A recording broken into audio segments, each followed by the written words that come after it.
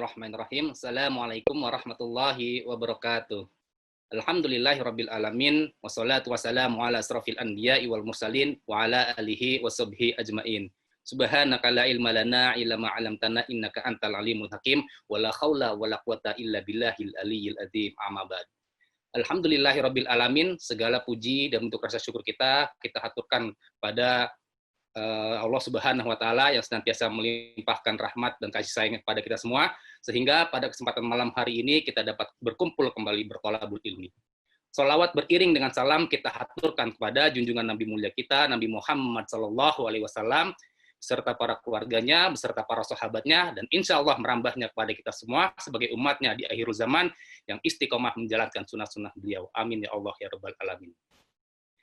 Yang kami muliakan dan kami cintai, guru kita bersama, Al-Ustadz Abi Maki, yang alhamdulillah sudah bergabung di tengah-tengah kita.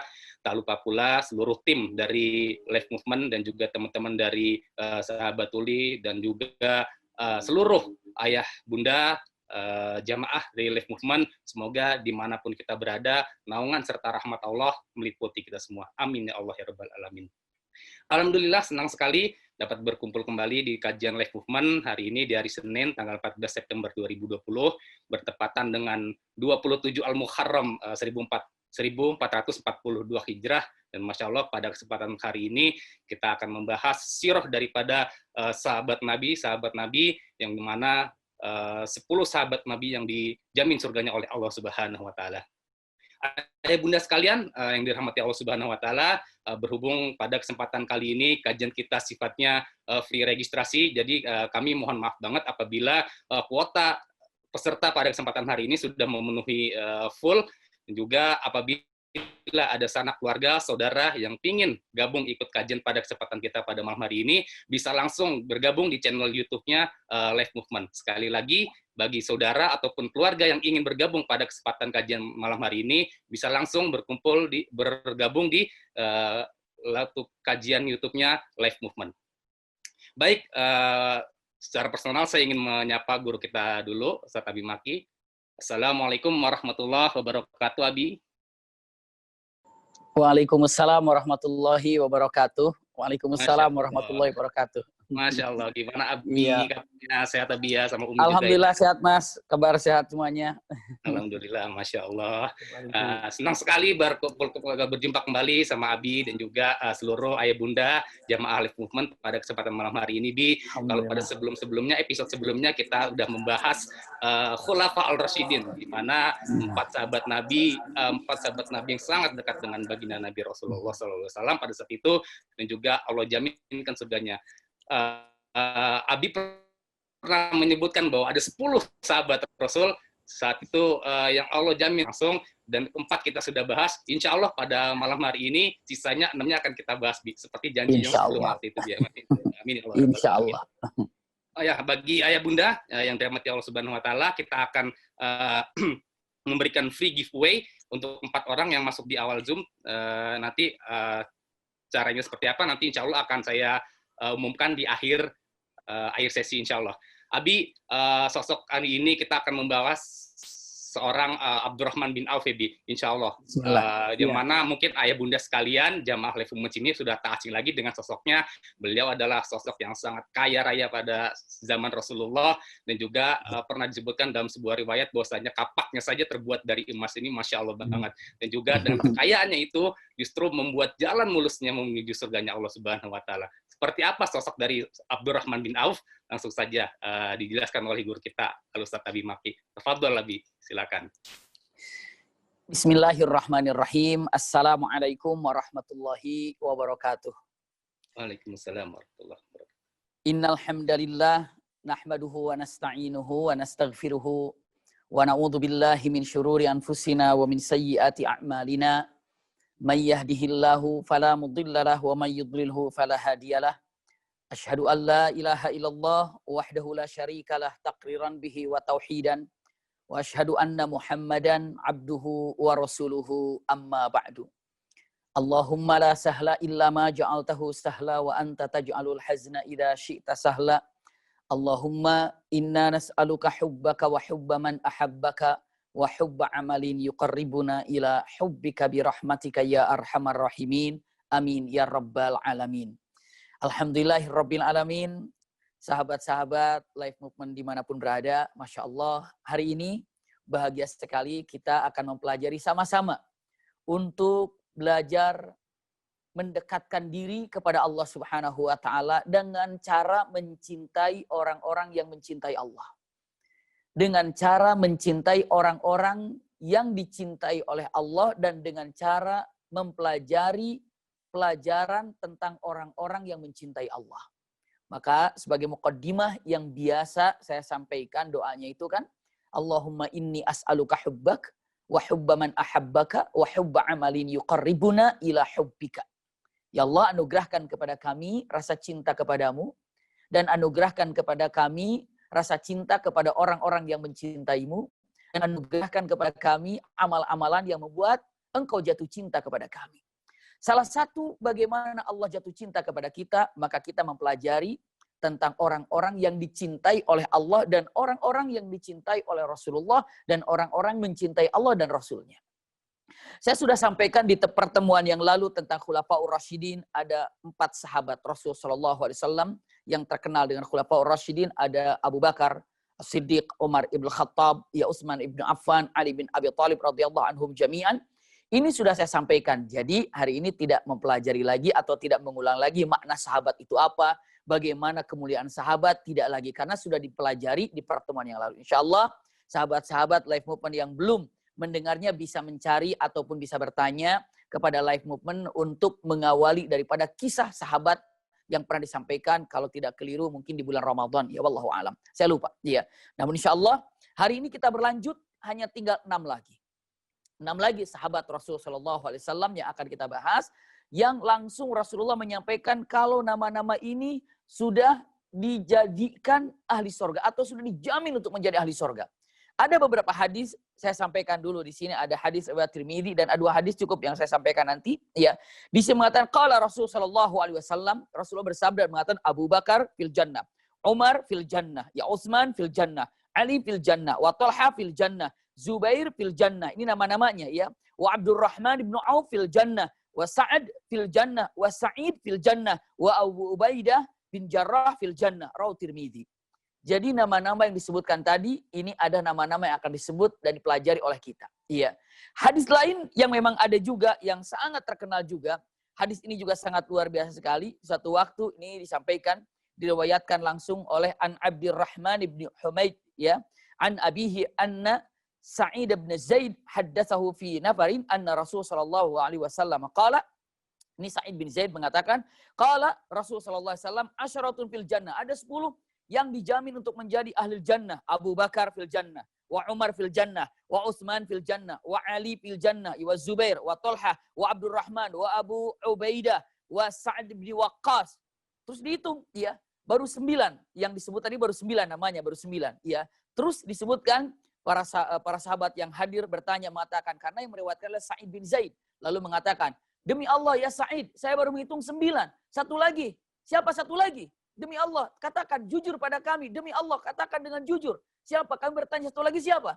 Maka Sa'id mengatakan kata-katanya, karena engkau telah bertanya kepadaku atas nama Allah Subhanahu wa taala dan aku pun menjawab atas nama Allah Subhanahu wa taala. Maksudnya apa? Demi Allah, aku akan mengatakan seperti engkau telah meminta kepadaku, ya. Maka aku akan sebutkan yang satu orang ideal namanya adalah Sa'id bin Zaid. Sa'id bin Zaid itulah dirinya, ya. Maka subhanallah 10 nama sahabat yang luar biasa. Ini sangat terkenal. Makanya, usikum wa iyaya nafsi bitaqwallah, kita akan mempelajari nama-nama sahabat tersebut. Hanya tinggal 6 yang akan kita pelajari. Hari ini, malam ini, insya Allah 1 jam ke depan, kita akan mempelajari seorang sahabat Rasul SAW. Namanya adalah Abdurrahman bin Auf. Iya, bismillah. Kita akan bermesraan dengan Abdurrahman bin Auf. Hari ini, kita mungkin mempelajarinya, mendengarkannya, tapi kelak di akhirat kita akan berjumpa dengannya, dan kita akan langsung bersalaman dengannya, kita akan ngobrol langsung bersamanya, amin ya rabbal alamin. Kenapa? Yub'atsul mar'u ma'aman ahab. Manusia itu akan dibangkitkan kelak bersama orang yang dicintainya. Kita mencintai siapa? Itulah teman kita nanti. Maka saat kita mencintai ahlul jannah, saat kita mencintai Abdurrahman bin Auf, insya Allah, semoga Allah ridha bangkitkan kita, bersamakan kita dengan Abdurrahman bin Auf. Subhanallah. Abdurrahman bin Auf kalau ditanya-tanya dengan mengatakan siapa ini Abdurrahman bin Auf? Kita lihat ya. Abdurrahman bin Auf, singkat untuk saya sampaikan nasabnya. Nasabnya kepada Zuhrah. Dari kilab Zuhrah ini kalau dikatakan, disampaikan para ulama dengan mengatakan Zuhrah ini kabilah daripada ibunya Rasul sallallahu alaihi wasallam, daripada Bani Zuhrah, Az-Zuhri disebutnya, ya. Kalau dikatakan Abdurrahman bin Auf ini ya marganya ya Quraisy pastinya. Marga daripada Abdurrahman bin Auf ini adalah Quraisy. Dan di zaman jahiliyah Abdurrahman bin Auf namanya sering dikenal, namanya adalah Abdu Amr. Ataupun sering dikatakan Abdul Ka'bah namanya. Atau Abdul Haris. Ya. Nama-nama Abdurrahman bin Auf. Jadi sebelum Islam, di zaman jahiliyah, Abdurrahman bin Auf namanya sering dikatakan Abdul Ka'bah. Atau Abdul Amr. Atau dikatakan Abdul Haris. Ya. Bersama dengan Rasul SAW diganti oleh Rasulullah mengatakan Abdurrahman. Kenapa? Karena Rasul SAW ini kalau melihat nama yang tidak baik, Rasulullah ganti. Tapi kalau namanya baik-baik saja, Rasulullah lanjutkan saja namanya. Iya, walaupun di masa jahiliyah. Seperti saat seorang ditanya oleh Rasul, siapa namamu? Saya adalah Abdul Khail. Abdul Khail itu ya, Khail itu kuda, ya. Saya adalah budaknya kuda. Kenapa? Karena mungkin dia pengagum kuda ayahnya, maka namanya anaknya dikatakan Abdul Khail. Maka Rasul mengatakan, bukan Abdul Khail kamu, tapi Abdul Khair. Ya Abdul Khair. Jadi dari Khail ke Khair. Banyak sekali Rasulullah kalau mengganti nama, itu dengan nama yang baik. Makanya tadinya Abdurrahman bin Auf, ketika di zaman jahiliyah, Abdul Ka'bah. Atau Abdul Amr. Atau Abdul Harith. Diganti oleh Rasul SAW menjadi Abdurrahman. Ya, itulah nama Rasulullah SAW, nama Abdurrahman ketika di zaman jahiliyahnya. Subhanallah. Seperti tadi, karena dia dari Bani Zuhrah atau dikatakan nasabnya kepada Bani Zuhrah, itu adalah salah satu kabilah Quraisy, dan ternyata ibunya Rasul SAW pun dari Bani Zuhrah. Iya, makanya dikatakan Az-Zuhri. Iya. Jadi kalau lihat nasab Abdurrahman bin Auf, ke atasnya itu adalah masih dekat dengan ibunya Rasul SAW. Wallahu a'lam. Iya. Usikum wa iyaya nafsi bitaqwallah. Dikatakan lagi di sini, kalau dikatakan ibunya, maksud saya ibunya Abdurrahman bin Auf itu dekat dengan ibunya Rasul SAW, namun yang jelas ibunya Abdurrahman bin Auf sering dikenal dengan Asy-Syifa atau namanya Syifa. Saya lanjutkan. Abdurrahman bin Auf daripada posturnya, daripada tubuhnya sering dikatakan laki-laki yang tinggi. Iya, laki-laki yang cukup tinggi. Abdurrahman bin Auf ini tinggi tubuhnya. Sampai kalau orang yang tinggi itu tubuhnya agak sedikit tidak bisa tegak. Itulah Abdurrahman bin Auf. Iya. Lalu wajahnya putih. Wajahnya atau kulitnya putih maksudnya. Lalu ainnya, matanya itu bain. Bain itu sangat jelas sekali. Dan kalau digambarkan Abdurrahman bin Auf itu sangat dekat dengan wajah Abu Bakar As-Siddiq. Jadi kalau dicek Abdurrahman bin Auf wajahnya itu sangat-sangat dekat sekali dengan Abu Bakar As-Siddiq. Jadi kalau dikatakan Abdurrahman bin Auf dengan Abu Bakar As-Siddiq sudah sangat dekat sekali daripada wajahnya. Bahkan kalau dicek wajah daripada Abdurrahman bin Auf, kalau setiap orang melihat wajah Abdurrahman bin Auf, maka orang akan mengatakan wajah ini adalah wajah yang ganteng. Iya. Bahkan kalau disuruh orang dikasih pena, para ulama mengatakan kalau dikasih pena seseorang atau dikasih kertas lalu disuruh tulis kekurangannya Abdurrahman bin Auf daripada wajahnya, daripada rambutnya, daripada matanya, daripada alisnya, daripada janggutnya, daripada kulitnya semuanya, daripada postur tubuhnya, tolong kekurangannya apa? Maka pasti tidak ada yang sanggup untuk menulis kekurangannya Abdurrahman bin Auf. Kenapa? Memang kalau dilihat daripada postur tubuhnya, Masya Allah, ganteng, ya wajahnya juga ganteng, tata cara bicaranya pun sangat baik sekali, dan ini adalah Abdurrahman bin Auf. Jadi secara postur tubuh saja termasuk orang yang tinggi. Bukan hanya termasuk orang yang tinggi, tapi wajahnya putih, kulitnya putih. Ya. Bukan hanya sekedar putih, tapi apa? Usikum wa iyaya nafsi bitaqwallah, ganteng. Termasuk laki-laki yang ganteng. Itulah Abdurrahman bin Auf. Ini untuk sekedar melihat daripada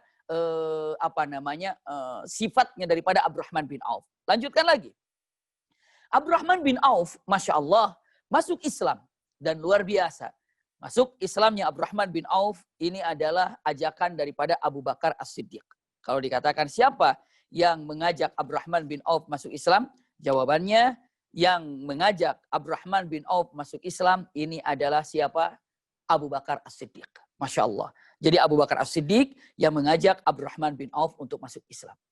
Kalau dicek Abdurrahman bin Auf dengan Rasulullah bedanya berapa lama ya? Perbedaannya 10 tahun. Jadi Rasulullah SAW lahir tahun gajah, Abdurrahman bin Auf 10 tahun setelah tahun gajah. Berarti Rasulullah dan Abdurrahman bin Auf perbedaannya diperkirakan 10 tahun. Wallahu a'lam. Iya. Dilanjutkan lagi. Ini baru kita melihat Islamnya Abdurrahman bin Auf dengan Abu Bakar As-Siddiq. Dan kita tahu Abdurrahman bin Auf ayahnya juga Muslim, ibunya juga Muslim, dan Allah berikan kemuliaan. Bahkan ada saudaranya daripada Abdurrahman bin Auf yang sangat terkenal. Tahu juga orang-orang sangat mengetahui tentang kakaknya Abdurrahman bin Auf. Namanya yang pertama adalah Abdullah bin Auf, lalu Waham bin Auf. Dua-duanya ini masuk Islam tapi tidak ikut hijrah. Tidak ikut ke Madinah. Dua-duanya abangnya ataupun punten saudaranya, kakaknya Abdurrahman bin Auf, tapi beda. Beda apa? Beda ayah. Punten beda ibu. Ya, beda ibu. Itu tinggal di kota Mekah. Bahkan yang namanya Hamna bin Auf ini 60 tahun hidup di zaman jahiliyah dan 60 tahun di masa Islam. Berarti 120 tahun usianya. Ini siapa? Abangnya Abdurrahman bin Auf. Saat hijrah, tidak hijrah. Dia tetap di Mekah. Ini hanya untuk mengetahui tentang keadaan Abdurrahman bin Auf. Iya. Dilanjutkan yang ingin saya sampaikan. Masya Allah. Beberapa hal ini sebagai muqaddimahnya tentang keadaan Abdurrahman bin Auf. Mulai sekarang kita lihat Abdurrahman bin Auf dari apa yang didapatkannya tentang setelah melakukan keimanan, keislamannya. Masya Allah, Abdurrahman bin Auf ini 2 kali hijrah. Yang pertama kali hijrah ke Habasyah. Lalu yang kedua hijrah ke kota Madinah Al-Munawwarah. Ini Abdurrahman bin Auf. Jadi pertama kali hijrah ke Habasyah. Lalu setelah itu hijrah ke kota Madinah Al-Munawwarah. Inilah Abdurrahman bin Auf. Akhirnya berangkatlah kemana? Ke yang namanya ke Habasyah. Iya. Dari Habasyah lalu berangkat ke Madinah Al-Munawwarah. Punten, suaranya bagaimana? Terdengar? Saya takut barusan saya baca suaranya putus-putus. Lancar, Abi. Lancar Alhamdulillah suara? lancar Mas Ibi. Iya, tadi ada yang Alhamdulillah lancar ya. suara lancar. Alhamdulillah clear. Lancar. Mungkin bagi jamaah mohon dicek kembali untuk jaringan internetnya dan juga sound di settingan di aplikasi Zoom-nya. Kembali untuk jamaah mohon untuk diperiksa. Iya, jazakumullah. Iya, saya lanjutkan lagi. Iya. Ini baru muqaddimah tentang keadaan Abdurrahman bin Auf. Iya. Mari kita lihat sekarang kemuliaan atau keistimewaan daripada Abdurrahman bin Auf. Iya. Keistimewaan yang ada, Masya Allah. Yang pertama, iya. Abdurrahman bin Auf, Masya Allah. Ilmunya yang sangat luar biasa. Ilmu yang sangat luar biasa yang didapatkannya. Iya. Terutama sebelum kita melihat ilmu-ilmu yang pada waktu itu para sahabat lupa. Tapi Abdurrahman bin Auf ingat. Dan Abdurrahman bin Auf tahu tentang ilmu itu. Nanti kita akan bahas. Lalu selanjutnya yang sangat terkenal. Daripada Abdurrahman bin Auf ini adalah saat hijrah ke kota Madinah. Mulailah kita akan mempelajari, lihat keutamaan-keutamaan yang ada di Abdurrahman bin Auf. Sehingga orang mengenal siapa Abdurrahman bin Auf. Saat sampai ke kota Madinah, ini pernah saya sampaikan di pelajaran Sirah Nabawiyah. Saat Rasulullah mempersatukan antara Muhajirin dan Ansor, Abdurrahman bin Auf itu disatukan, dipersaudarakan dengan Sa'id bin Rubai. Ya, dengan Sa'id bin Rubai. Lalu setelah dipersaudarakan, ini Muhajirin yang datang dari Mekah, ini Ansor yang berada di kota Madinah, dipersaudarakan dengan ukhuwah Islam yang kuat, dengan ukhuwah yang kokoh. Maka saat itu Rasulullah katakan, siapa yang ada di samping kananmu, wahai Ansor, apabila melihat Muhajirin, maka itu saudaramu. Wahai Muhajirin, siapapun yang kau lihat daripada semua Ansor, itu adalah saudaramu. Maka pas Abdurrahman bin Auf itu bersaudarakan dengan Sa'id bin Rubai. Iya. Maka dengan Sa'id bin Rubai ini berpelukan, lalu Sa'id bin Rubai kita melihat Abdurrahman bin Auf. Iya. Abdurrahman bin Auf. Setelah itu apa? Sa'id bin Rubai mengatakan, ahlan, saudaraku. Selamat datang, saudaraku. Kau ada saudaraku, seiman, seislam. Wahai Abdurrahman bin Auf. Apapun yang aku miliki, maka setengahnya untukmu. Lihat persaudaraan yang sangat indah. Namun nanti jawaban Abdurrahman bin Auf yang sangat lebih indah lagi. Wahai saudaraku, Abdurrahman bin Auf, kullu syai'in li walaka nisfuh. Apapun yang aku miliki, semuanya setengahnya untukmu. Aku punya 2 kebun. Kau pilih mana yang kau suka, maka ambil kebun itu. Masya Allah, setengahnya. Bagi 2. Aku punya toko. Mana yang kau suka, aku punya toko 2. Kau pilih mana yang kau suka, ambil setengahnya. Masya Allah. Itu kata-kata yang luar biasa. Bahkan sampai tingkatannya dengan mana aku punya rumah. Rumahku ada 2. Silakan kau pilih mana yang kau suka, aku akan kasih. Bahkan tingkat yang lebih dahsyat lagi, punten. Aku punya 2 istri. Mana yang kau suka, maka aku akan ceraikan dan silakan kau nikahi. Masya Allah. Bayangkan. Ini hal yang sangat-sangat luar biasa. Lalu apa yang disampaikan oleh Abdurrahman bin Auf? Jawabannya mengatakan, Barakallahu laka wa ahlika wa amwalika. Semoga Allah memberikan keberkahan untukmu, hartamu dan keluargamu. Masya Allah. Lalu mengatakan, yang pertama pertanyaannya apa? Pertanyaan yang pertama, ahuna fihi atau afi suq, apakah di sini ada pasar? Dijawab, di sini ada pasar Banu Qainuqa. Lalu mengatakan kalimat yang sangat indah, dullani ila suq. Tunjukkan kepadaku di mana yang namanya pasar berada. Dullani ila suq. Tunjukkan padaku di mana pasar berada. Jadi Abdurrahman bin Auf, memang para sahabat itu sangat terkenal. Banyak yang kaya. Seperti Abu Bakar kaya, Umar bin Khattab kaya, Sa'ad bin Abi Waqqas juga kaya. Iya, Abdurrahman bin Auf juga kaya. Walaupun semua kekayaan yang ada, itu masih di bawah Utsman bin Affan yang pernah saya sampaikan di pertemuan. Namun setelah Utsman bin Affan langsung kepada Abdurrahman bin Auf. Ulangi lagi. Kalau dari segi kekayaan yang ada setelah Utsman bin Affan ke Abdurrahman bin Auf. Dan punten, sahabat banyak yang kaya raya, sahabat. Dan lihat kita akan lihat bagaimana para sahabat memanage kekayaannya. Iya, bagaimana para sahabat melihat kekayaannya yang akan kita fokuskan saat ini, bagaimana Abdurrahman bin Auf. Dullani ila suq. Wahai sahabatku, Sa'id bin Rubai, terima kasih. Semoga Allah berikan keberkahan untukmu dan hartamu dan keluargamu. Tapi di mana pasar? Ada pasar, namanya adalah Pasar Qainuqa. Ya, tunjukkan padaku. Ada di sana. Mana? Dan ditunjukkan pasar. Subhanallah. Mulailah bergerak dan berdagang dan berdagang. Masya Allah. Kekayaan Abdurrahman bin Auf berlimpah. Kenapa? Lihat dan kita cek untuk keadaan Abdurrahman bin Auf. Ketika ucapan dullani ila suq, Abdurrahman bin Auf ingin menunjukkan keberhasilan yang ada dan suksesnya Abdurrahman bin Auf bukan hanya sekedar sukses tanpa ada usaha. Tapi yang dilakukan oleh Abdurrahman bin Auf, Masya Allah, ada beberapa poin yang ingin kita sampaikan. Iya.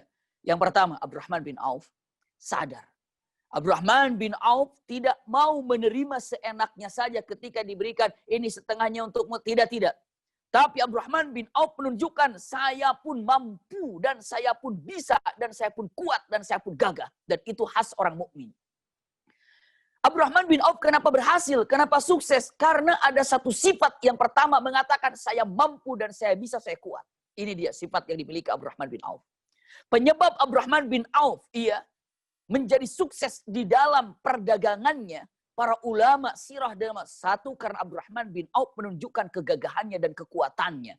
Kalau orang mau bekerja, mau usaha, lalu tidak yakin dan tidak merasa kuat dengan apa yang dimilikinya, susah. Tapi harus pede. Abdurrahman, saya yakin, saya bisa, dan saya punya kekuatan dalam masalah ini. Tunjukkan izzah kalau kita ini gagah dan kita kuat. Itu Abdurrahman bin Auf. Yang keduanya apa? Dengan mengatakan as-siqatu billah. Siqah itu apa? Yakin pada Allah Subhanahu wa taala. Harus yakin. Yang ketiga, badlul asbab. Artinya apa? Ada usaha yang dilakukannya. Itulah Abdurrahman bin Auf. Masya Allah.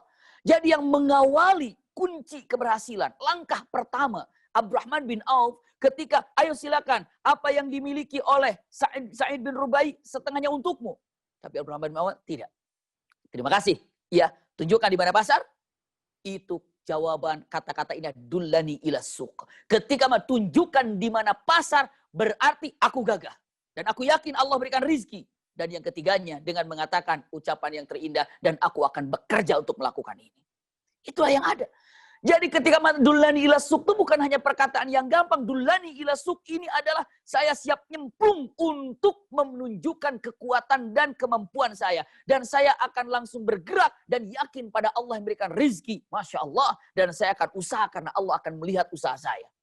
Itu 3 makna yang berada dalam kalimat dullani ila suq. Tunjukkan di mana pasar. Masya Allah. Itu kata-katanya kan. Tunjukkan di mana pasar. Kalau sekarang dengan makan kita mau mancing aja di mana empang, nanya empang kan. Kalau misalnya mau apa di mana berarti sudah siap. Nanya empang tapi bukan untuk mancing kira-kira buat apa? Iya. Kalau mau main sepak bola aja di mana lapangan bolanya berarti dia mau main bola. Iya, bukan mau main apa-apa ketika dullani ila suq tunjukkan di mana pasar berarti dia akan nyemplung untuk masalah itu. Masya Allah. Usikum wa iyaya nafsi bitaqwallah. Inilah Abdurrahman bin Auf. Dan kenapa? Kegagahan tidak menerima. Tapi kegagahan dibuktikan dengan memberi. Ulangi lagi. Kegagahan seorang mukminin, mukminat dibuktikan dengan kegagahan itu dengan cara memberi. Memberi apa saja yang mampu untuk diberikannya. Usikum wa iyaya nafsi bitaqwallah. Lihat. Sosok Abdurrahman bin Auf. Iya. Dengan dullani ila suq. Saya teringat dengan satu kisah. Ibrahim al-Adham. Simak baik-baik. Ini insya Allah memberikan inspirasi untuk kita semuanya. Karena melihat daripada kisah yang namanya Abdurrahman bin Auf ini. Ibrahim al-Adham punya adik, ya, namanya Al-Bulkhi, ya, nama adiknya itu Al-Bakhili, punten. Nama adiknya itu Al-Balkhi, kalau tidak keliru nama adiknya. Nama adiknya itu Al-Balkhi, punten. Al-Balkhi adik daripada Ibrahim al-Adham. Al-Balkhi ini izin sama abangnya, yakni sama Ibrahim al-Adham. Abang, izin saya mau kerja. Kerja apa? Mau berdagang. Oh ya silakan. Anda mau berdagang, silakan berdaganglah. Maka dia berdagang, berangkatlah.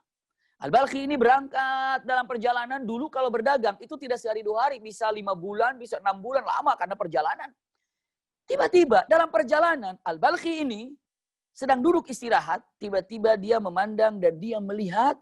Yang dia lihat ada seekor burung. Yang mana burung ini dalam keadaan buta. Sudah buta. Dan dia ini yang mengherankan. Dia diam, tapi burung ini kelihatannya seger, tapi buta. Segernya itu sehat. Iya, bahkan sayapnya licin, bersih, tapi dia buta. Sampai kalau digini-gini saja di matanya, dia diam aja, karena memang buta. Yang dipikirkan oleh Al-Balkhi mengatakan bagaimana burung ini bisa makan. Maka dia tunggu, bagaimana burung ini bisa makan. Kenapa? Karena dalam keadaan buta seperti kok bisa makan. Apa yang dilakukannya? Dia tunggu. Tiba-tiba ada seekor burung datang yang lain. Ya, datang dengan diminkornya itu membawa makanan. Begitu tiba, dan makan itu langsung disampaikan kepada siapa? Al-Balkhi. Punten. Dilihat oleh Al-Balkhi ini, dengan matan burung ini memberi makanan kepada yang buta tadi. Diberi makanan yang buta tadi. Burung yang buta. Lalu Al-Balkhi mengatakan, oh ternyata luar biasa ya. Burung yang buta saja, Allah kasih rizki. Dengan cara Allah titipkan rizkinya melalui burung yang sehat. Sehingga dapat memberikan makanan kepada burung yang buta. Lalu Al-Balkhi mengatakan, Allah itu memberikan rizki. Burung yang buta aja dikasih rizki sama Allah. Apalagi saya. Apalagi saya. Yang saya mau ibadah, saya mau sholat. Buat apa juga saya jauh-jauh cari rizki. Ya udah saya balik lagi. Balik lagi dia. Balik lagi kampung halamannya. Pas sholat subuh, Ibrahim al-Adham melihat. Loh, saudaraku. Katanya kamu udah pamit mau berangkat berdagang. Kenapa di sini? Apa kata saudaranya mengatakan, Al-Balkhi mengatakan, abang, saudaraku. Tadinya iya saya sudah berangkat. Bahkan sudah 4 hari saya berangkat meninggalkan kampung halaman ini. Terus kenapa balik lagi? Saya melihat seekor burung yang buta. Dan saya bingung kenapa dia bisa makan. Ternyata, abang tahu, ada seekor burung yang memberi makanan menyuapinya. Dan saya dalam hati mengatakan betapa dahsyatnya Allah ketika ingin memberikan rizki.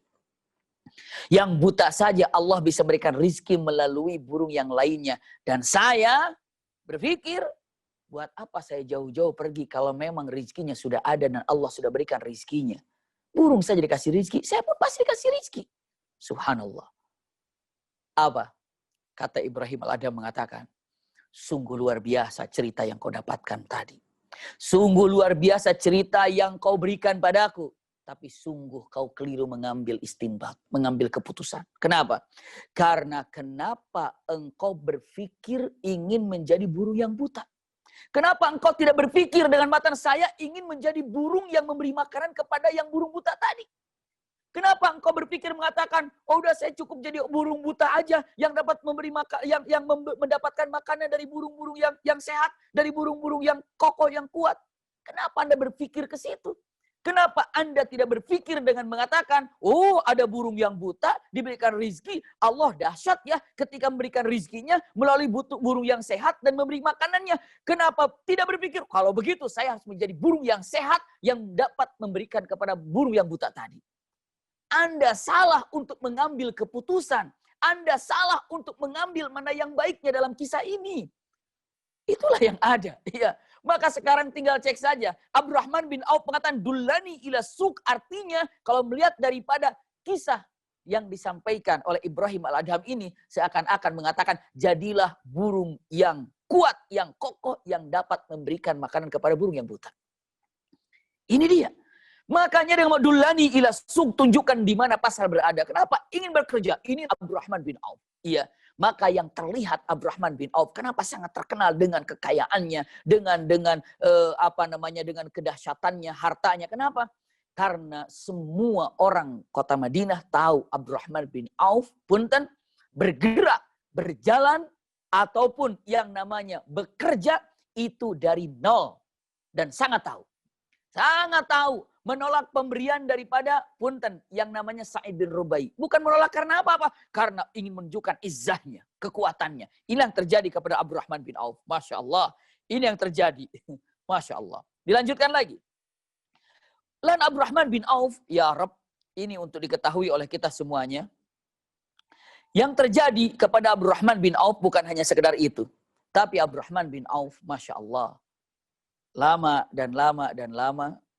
Akhirnya mulailah Abdurrahman bin Auf punya harta. Karena setelah berdagang itu ada hartanya. Tahu apa yang dilakukan oleh Abdurrahman bin Auf? Masya Allah. Iya. Abdurrahman bin Auf setelah ada hartanya. Abdurrahman bin Auf di samping berinfak dengan harta yang dimilikinya. Abdurrahman bin Auf tahu. Ini kecerdasan Abdurrahman bin Auf. Beliau dengan mengatakan, setelah aku punya harta, maka ingin menyempurnakan ibadah yang harus dimilikinya. Maka apa yang dilakukan ibadah yang pertama kali dilakukan oleh Abdurrahman bin Auf? Menikah. Menikah Abdurrahman bin Auf. Masya Allah. Menikah. Setelah dia mendapatkan harta dan bisa menghasilkan apa yang dilakukannya, ingin menyempurnakan ibadahnya dengan cara apa? Dengan cara menikah. Ini salah satu kecerdasan Abdurrahman bin Auf. Setelah itu. Setelah menikah dan lihat kelihatan Rasulullah SAW. Ini ada satu kisah yang sangat luar biasa. Jadi yang namanya parfum dengan laki-laki dan perempuan bedanya, ini untuk singkat saya sampaikan. Kalau laki-laki ini sangat tercium wanginya. Jadi wanginya itu tercium untuk parfum laki-laki. Tapi warnanya tidak nampak. Itu parfum laki-laki. Tapi kalau parfum perempuan, warnanya itu nampak. Tapi wanginya tidak terlalu tercium seperti wanginya parfum laki-laki. Seperti itu. Bedanya begitu. Iya. Makanya kalau parfum wanita di zaman dulu, itu dicampur dengan minyak za'faran.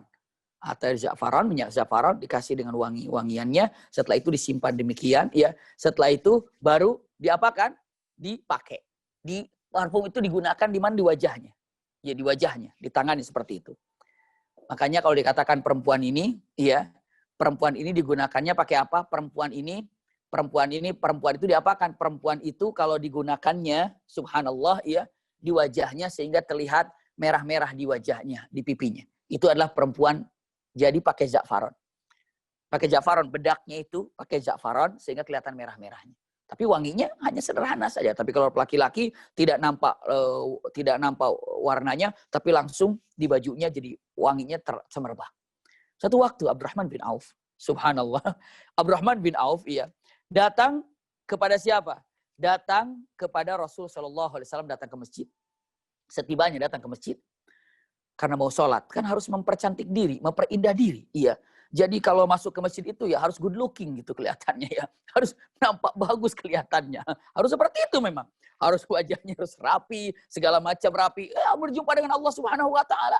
khudhu zinatakum, gitu kan dalam Al-Quran. Ambillah perhiasan untuk melaksanakan perhiasan sholat, keindahan sholat seperti apa pakaiannya, bagaimana yang indah, pakai parfum, rapi-rapi seperti itu. Dan itu harus ke masjid itu. Kenapa? Mau berjumpa dengan Allah Subhanahu wa taala.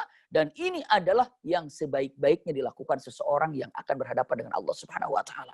Rumah Allah, masjid. Orang kalau kita saja mau ke rumah punten, ke rumah orang yang kita banggakan, misalnya mau datang ke rumah pejabat saja, mau datang ke rumah ulama saja, mau datang ke rumah presiden saja atau ke istana saja, kita kan harus rapi. Bagaimana? Iya. Tidak pakai compang-camping, itu manusia. Apalagi ke hadapan Allah Subhanahu wa taala, harus wajah yang bagus, yang baik dan pakaian yang rapi. Masya Allah. Iya. Usikum wa iyaya nafsi bitaqwallah. Datanglah siapa? Abdurrahman bin Auf ke masjid. Ternyata begitu Abdurrahman bin Auf datang ke masjid ini, beliau menggunakan apa? Menggunakan, Masya Allah, parfumnya ini. Parfum punya istrinya. Set. Kesini ini kan. Mungkin karena buru-buru masuk, ternyata agak merah-merah di sininya. Betul sampai. Usikum wa iyaya nafsi bitaqwallah. Rasulullah ngelihat. Rasulullah mengatakan, katanya, mahim. Iya. Mahim. Mahim itu, ada apa ini? Luar biasa. Ajib. Iya. Ini luar biasa. Indah sekali. Pakaianmu rapi. Rambutmu rapi, lalu apa? Kok wajahmu ada merah-merahnya? Ada apa ya Rasul? Ada apa? Ada apa? Kata siapa ini? Kata Rasul SAW bertanya kepada Abdurrahman bin Auf. Pertanyaannya itu Mahim. Mahim itu ada apa? Hebat sekali, indah sekali. Ini kenapa? Bagus sekali nih. Ada apa wajahnya? Kok ada merah-merah sekali? Lalu Abdurrahman bin Auf baru nyadar. Ternyata yang dibawanya itu adalah, yang dipakainya itu parfum istrinya. Dia agak merah-merah. Lalu Rasulullah dengan mengatakan, ada apa? Kok ada beda nih pemandangan yang aku lihat, ada apa? Abdurrahman mengatakan, ya Rasulullah, aku sudah menikah. Dengan siapa? Sebutkan, dari salah seorang daripada wanita Ansor. Ditanya lagi, berapa dirham kamu pakai maharnya? Disebutkan maharnya. Rasul bertanya, mengatakan kalimatnya. Apa? Sudah walimah? Iya. Belum ya aulamu walau bisyat. Aulamu. Jadi aulamu bikin walimah walaupun hanya seekor kambing. Kenapa? Karena ini adalah kebahagiaanmu dan biar orang lain ikut bahagia bersama bersamamu. Kau bahagia mendapatkan istri dan bagi-bagilah bahagia dengan teman-temanmu atas kebahagiaanmu. Masya Allah, ini yang terjadi. Maka beliau menikah. Kenapa? Karena Abdurrahman bin Auf tahu kalau pernikahan ini nisfuddin, kesempurnaan seseorang dalam beribadah itu dengan menikah. Itu yang dilakukan oleh Abdurrahman bin Auf. Jadi setelah Abdurrahman bin Auf mengatakan, sudah bisa nih, maka beliau mengatakan, saya harus menikah. Maka menikahlah. Ya, diawalkan oleh Abdurrahman bin Auf. Kenapa? Karena memang ini untuk menyempurnakan ibadah. Jadi kalau seandainya, sahabat-sahabat, teman-teman, kalau memang punya anak, ataupun punya ponakan, ataupun punya saudara, atau punya teman, yang memang sudah mampu, dan untuk melakukan pernikahan ini, sempurnakan ibadahnya dengan cara menikah. Ini dilihat Abdurrahman bin Auf. Kenapa? Karena untuk mendapatkan kesempurnaan daripada ibadah yang dilakukannya. Abdurrahman bin Auf ternyata memilih mengawali pernikahan setelah beliau bisa untuk mengumpulkan harta. Masya Allah. Hati-hati. Iya. Sampai Rasulullah mengatakan, man istata'a minkumul ba'ah. Siapa yang sanggup untuk mencari nafkah dan menafkahinya, maka menikahlah. Kenapa? Karena ini adalah menyempurnakan daripada agama dan ibadah. Usikum wa iyaya nafsi bitaqwallah. Ini yang terjadi kepada Abdurrahman bin Auf. Iya, setelah beliau ini menikah. Masya Allah. Dilanjutkan lagi. Setelah menikah, Abdurrahman bin Auf, Masya Allah, bukan menjadi terhalang dari biasanya. Tapi apa? Justru menjadi lebih dahsyat lagi infaknya. Lebih dahsyat lagi sedekahnya. Sampai sangat terngiang-ngiang oleh Abdurrahman bin Auf, bahkan kita dengan matan mana qasamalu min sadaqah. Ini janji daripada Rasulullah SAW dan pastinya adalah wa ma yantiqu anil hawa in huwa illa wahyu yuha. Dengan mengatakan kalimat yang sangat indah, mana qasamalu min sadaqah, tidak akan pernah harta ini berkurang karena sedekah. Tidak akan pernah berkurang harta ini. Iya, karena sodako. Justru karena sodako itu harta ini akan terus. Masya Allah. Terus apa? Terus bertambah dan bertambah. Tidak akan pernah berkurang harta ini karena sodako. Bahkan punten, usikum wa iyaya nafsi bitaqwallah. Yang membuat Abdurrahman bin Auf. Yang membuat Abdurrahman bin Auf menjadi kepikiran. Karena hartanya. Sampai tidak bisa nyenyak tidur karena ini bagaimana harta ini selalu datang, selalu berkah, selalu ada. Makanya terus dikeluarkan. Itulah yang terjadi kepada Abdurrahman bin Auf. Masya Allah. Bahkan kalau lihat daripada apa yang ada. kebiasaan ataupun harta daripada Abdurrahman bin Auf, kita cek. Iya. Dari beberapa perkataan para ulama tentang Abdurrahman bin Auf, bagaimana saja harta yang dimilikinya. Masya Allah. Dilihat ternyata Abdurrahman bin Auf.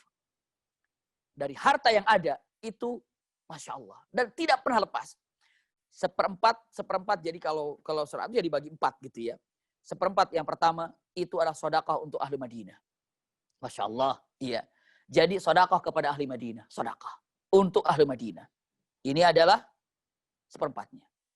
Ini dalam keadaan dilihat oleh para sahabat yang ada di kota Madinah. Ternyata menyimpulkan Abdurrahman bin Auf. Seperempat hartanya, ya, yang pertama, seperempat pertama diberikan kepada sedekah untuk ahli Madinah. Masya Allah. Bagaimana kekayaan? Seperempat yang keduanya untuk apa coba? Usikum wa iyaya nafsi bitaqwallah. Seperempat yang keduanya dilakukan untuk apa? Apabila ada orang yang sedang bertengkar, ada yang berbeda pendapat tentang masalah harta, maka Abdurrahman bin Auf yang akan menyelesaikannya. Misalnya, ada ribut antara A dan B. Kata A, kamu pinjam uang sama saya. Enggak, saya nggak minjem uang sama kamu. Enggak, ingatku, kamu tuh minjem uang sama saya sekian. Enggak, saya nggak minjem. Datang Abdurrahman, ada apa? Ini katanya saya minjem uang sama dia, padahal saya nggak pernah minjem. Lalu Abdurrahman bin Auf mengatakan, memang kenapa? Iya, dia minjem uang sama saya, tapi dia nggak ngaku. Berapa sih? Sekian. Ya udah, akur, aman. Ayo salaman, udah selesai. Nih saya bayarin. Masya Allah. Jadi seperempat ini dikhususkan oleh Abdurrahman bin Auf, siapapun yang bersengketa di dalam masalah harta, itu Abdurrahman bin Auf menutupinya. Mana ada kayak begitu coba?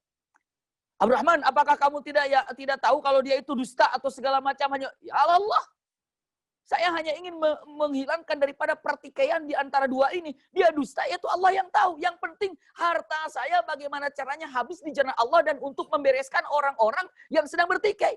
Kalau memang ini pertikaian karena harta, ya saya selesaikan aja. Memang harta saya juga datang dari Allah, maka akan gunakan sebaik-baiknya. Masya Allah, ada orang kayak gitu kira-kira? Susah dan nggak ada. Itu Abdurrahman bin Auf. Abdurrahman bin Auf ini seperempatnya bisa digunakan untuk orang yang bertikai gara-gara apa? Gara-gara harta. Dan ditutupinya oleh Abdurrahman bin Auf. Takut bohong? Enggak. Kenapa? Saya percaya aja kalau dia bohong, itu urusan dia dan Allah. Yang penting harta saya bisa mendamaikan di antara mereka. Selesai. Karena perdamaian itu luar biasa. Ini seperempat dilakukan oleh Abdurrahman bin Auf. Masya Allah. Iya. Apalagi yang dilakukan oleh Abdurrahman bin Auf.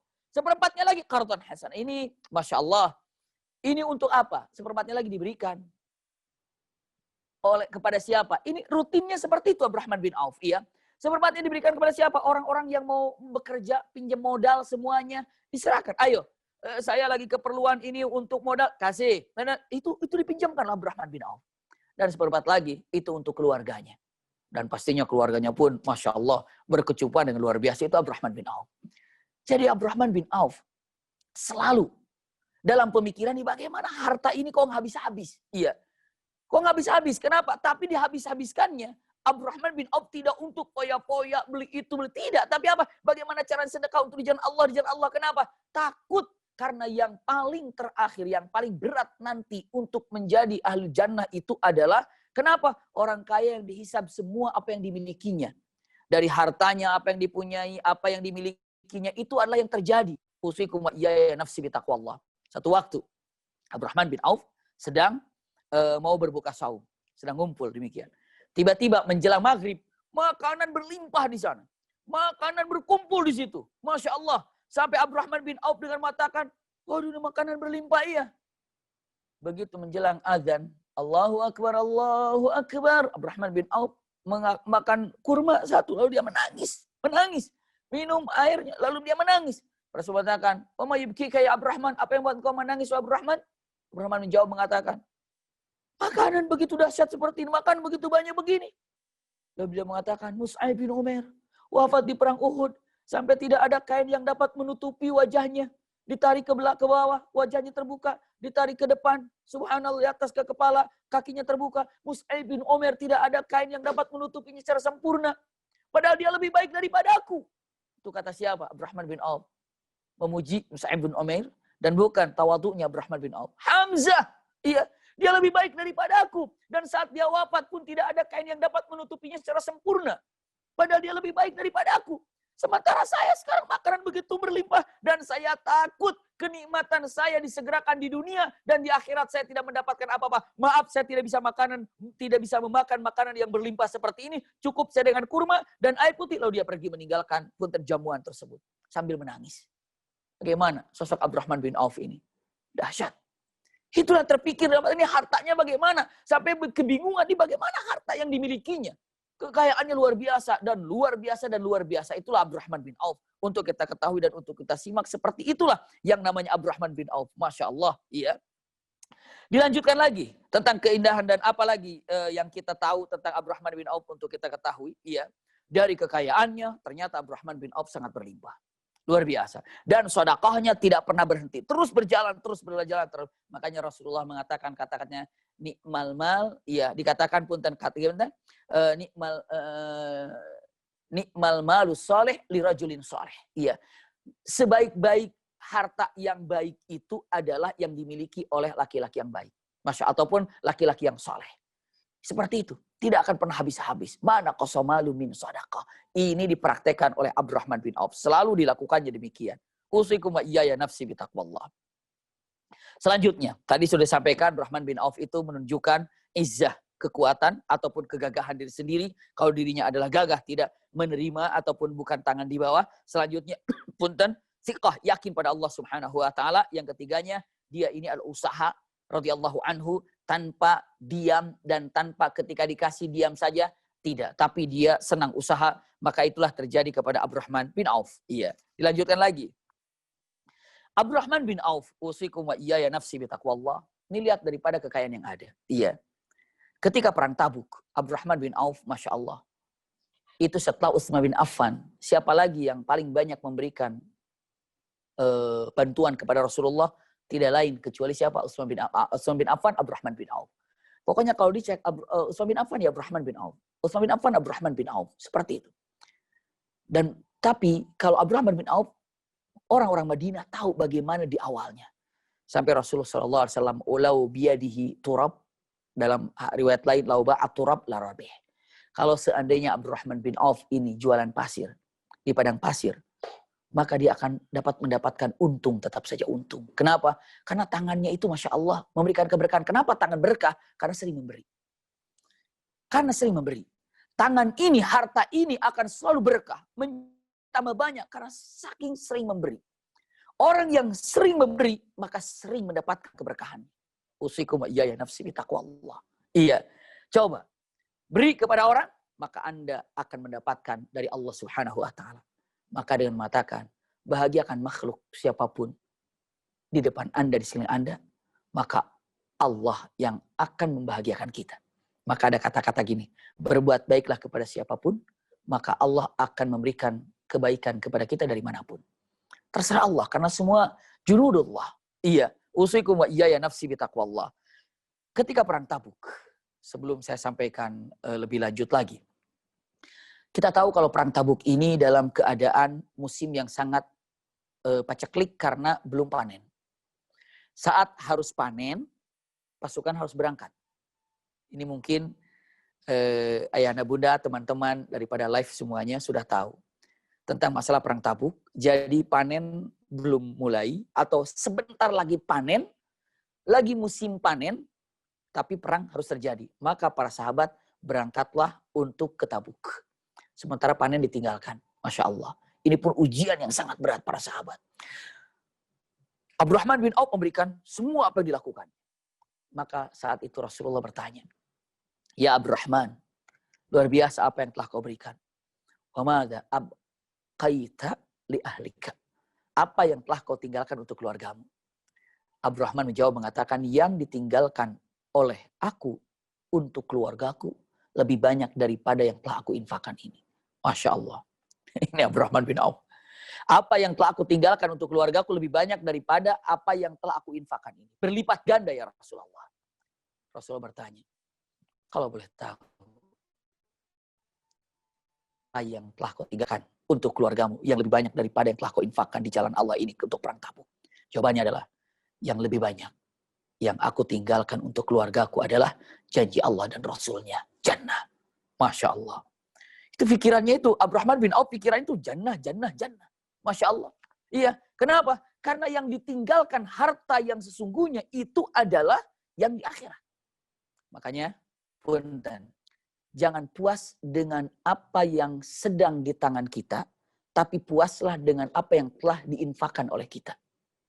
Ulangi lagi, saya ulangi kata-kata ini. Puaslah dengan apa yang telah Anda infakkan, jangan puas dengan apa yang Anda punten tetapkan atau Anda pegang. Puaslah dengan apa yang telah Anda infakkan. Jangan kau puas dengan apa yang Anda genggam. Kenapa? Karena yang Anda genggam ini itu akan hilang, tapi telah Anda infakkan itu adalah sesungguhnya yang Anda miliki. Maka Rasul Shallallahu Alaihi Wasallam pernah memotong kambing, lalu setelah itu dengan mengatakan, Aisyah tolong bagikan nanti apa yang setelah dibagikan baru nanti kita akan makan daripada kambing tersebut. Dibagi oleh Siti Aisyah, dagingnya dibagikan. Saya itu tilang, yang sisa hanya tinggal tulangnya. Siti Aisyah ditanya, Aisyah, apa yang tersisa? Dikatakan, ya Rasulullah yang tersisa hanya tinggal tulangnya. Rasulullah, wah tidak, terbalik. Yang tersisa itu dagingnya, yang belum tersisa itu tulangnya. Kenapa coba? Yang tersisa itu adalah tulangnya. Karena apa? Ketika Siti Aisyah mengatakan yang tersisa tulangnya, Rasulullah kan bukan yang tersisa itu dagingnya. Kenapa? Karena dagingnya udah duluan dibagikan dan itu akan jumpa di akhirat. Itulah yang tersisa. Sekarang tolong cek harta kita yang tersisa sampai hari ini berapa? Yang tersisa itu Pak, yang sudah disisakan ke akhirat. Itulah yang sesungguhnya dengan mengatakan perkataan, la taqna, janganlah Anda puas, iya, fima tamlik dengan apa yang Anda genggam, walakin naqna, tapi puaslah fima anfaqta, dari apa yang telah Anda infakkan. Puaslah dengan apa yang telah Anda infakkan. Jangan puas dengan apa yang Anda genggam sekarang. Puas, alhamdulillah rekening saya masih banyak. Alhamdulillah, tenang. Bukan itu. Tapi tenang ya, alhamdulillah saya sudah infak di sini, alhamdulillah saya sudah bangun ini, alhamdulillah saya sudah bikin wakaf ini, alhamdulillah saya sudah bangun pesantren ini, saya sudah bangun masjid ini, alhamdulillah saya sudah santuni yatim ini, itulah yang harus dipuaskannya. Bukan mengatakan, alhamdulillah saya puas, masih ada uang saya di tabungan, masih ada, itu bukan kepuasan yang buat Anda miliki. Alhamdulillah saya sudah punya itu. Jangan. Tapi puaslah dengan apa yang telah Anda infakkan. Jangan merasa puas dengan apa yang Anda pegang. Iya. Usikum wa iyaya nafsi bitaqwallah. Ini kata-katanya. Lihat. Maka saat itu Abdurrahman bin Auf. Masya Allah. Iya. Selesai perang. Pulang. Ini kejadian yang sangat indah dan unik luar biasa. Karena panen kurma itu tidak dipanen, kurma itu tidak diambil karena pada laki-lakinya orang Madinah ini yang berperang kecuali orang munafik pasti senang dengan panennya. Wah, senang dengan panen semuanya, akhirnya dia nikmati dengan panen, kurmanya bagus-bagus. Tapi yang sedang berjihad fisabilillah nggak ngurusin panen. Urusin dengan Allah Subhanahu wa taala, perang di jalan Allah Subhanahu wa taala. Begitu pulang ke kota Madinah, ngelihat kurmanya udah rusak. Nggak dipanen. Ada yang busuk, udah hancur, pokoknya semeraut lah. Yang hancur, yang busuk, yang yang keras, nggak karuan. Pokoknya kurmanya itu acak-acakan. Udahlah busuk semuanya, kurmanya hancur. Setelah itu para sahabat sampai biasanya dapat panen, segala macamnya. Akhirnya dengan mengatakan, aduh hancur. Hari ini ya kami, tahun ini ya Rasulullah dapatin kurma. Kenapa? Karena tidak ada yang mengambilnya, tidak ada yang untuk memanennya karena kami sedang berperang. Maka Rasulullah SAW mengatakan, pilihanmu benar karena memilih akhirat. Membiarkan kurma yang sedang berbuah, yang sedang panen, karena sedang berada di jalan Allah yang lebih indah lagi, meraih ridho Allah Subhanahu wa taala. Semua para sahabat, ya sudah, ridho lillahi ta'ala. Tapi, apa yang terjadi pada Abdurrahman bin Auf? Diumumkan, hai ahlu Madinah, ya, yang kurmanya busuk, yang kurmanya sudah tidak bisa dimakan karena saat panennya dan saat diambilnya kalian sedang berperang, punten, maka timbang saja saya akan beli dengan harga sesuai kurma biasanya. Masya Allah. Membeli kurma yang busuk. Kenapa? Niatnya sedekah.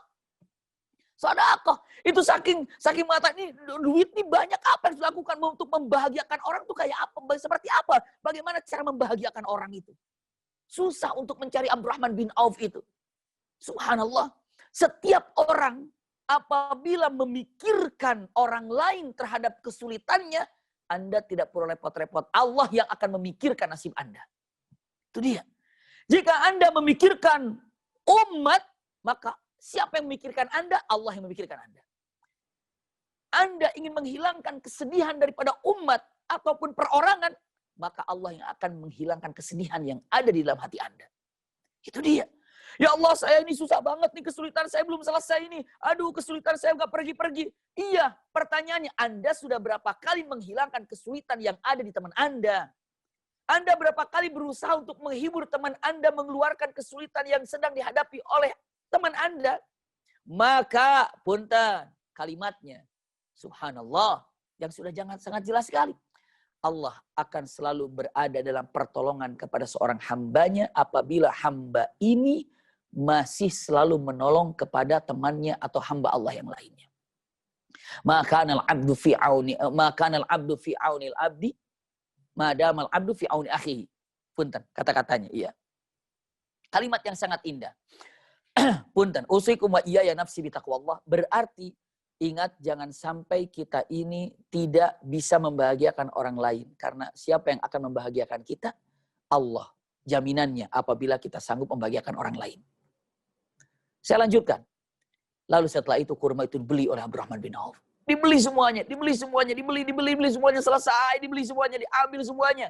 Dikumpulkan di gudangnya Abdurrahman bin Auf. Semua orang pada sedang, Abdurrahman bin Auf akan membeli kurma busuk kita ini. Abdurrahman bin Auf akan membeli kurma busuk. Diambil semuanya, ditimbang, dibayar. Itu Abdurrahman bin Auf, Masya Allah, membeli kurma busuk. Kurma yang tidak mungkin untuk dimakan. Setelah itu dikumpulkan di gudang. Setelah di gudang, Abdurrahman bin Auf mengatakan lagi, hai, sekarang ahli Madinah, sudah selesai, nggak ada lagi yang mau jual kurmanya? Tidak ada. Sudah selesai? Sudah.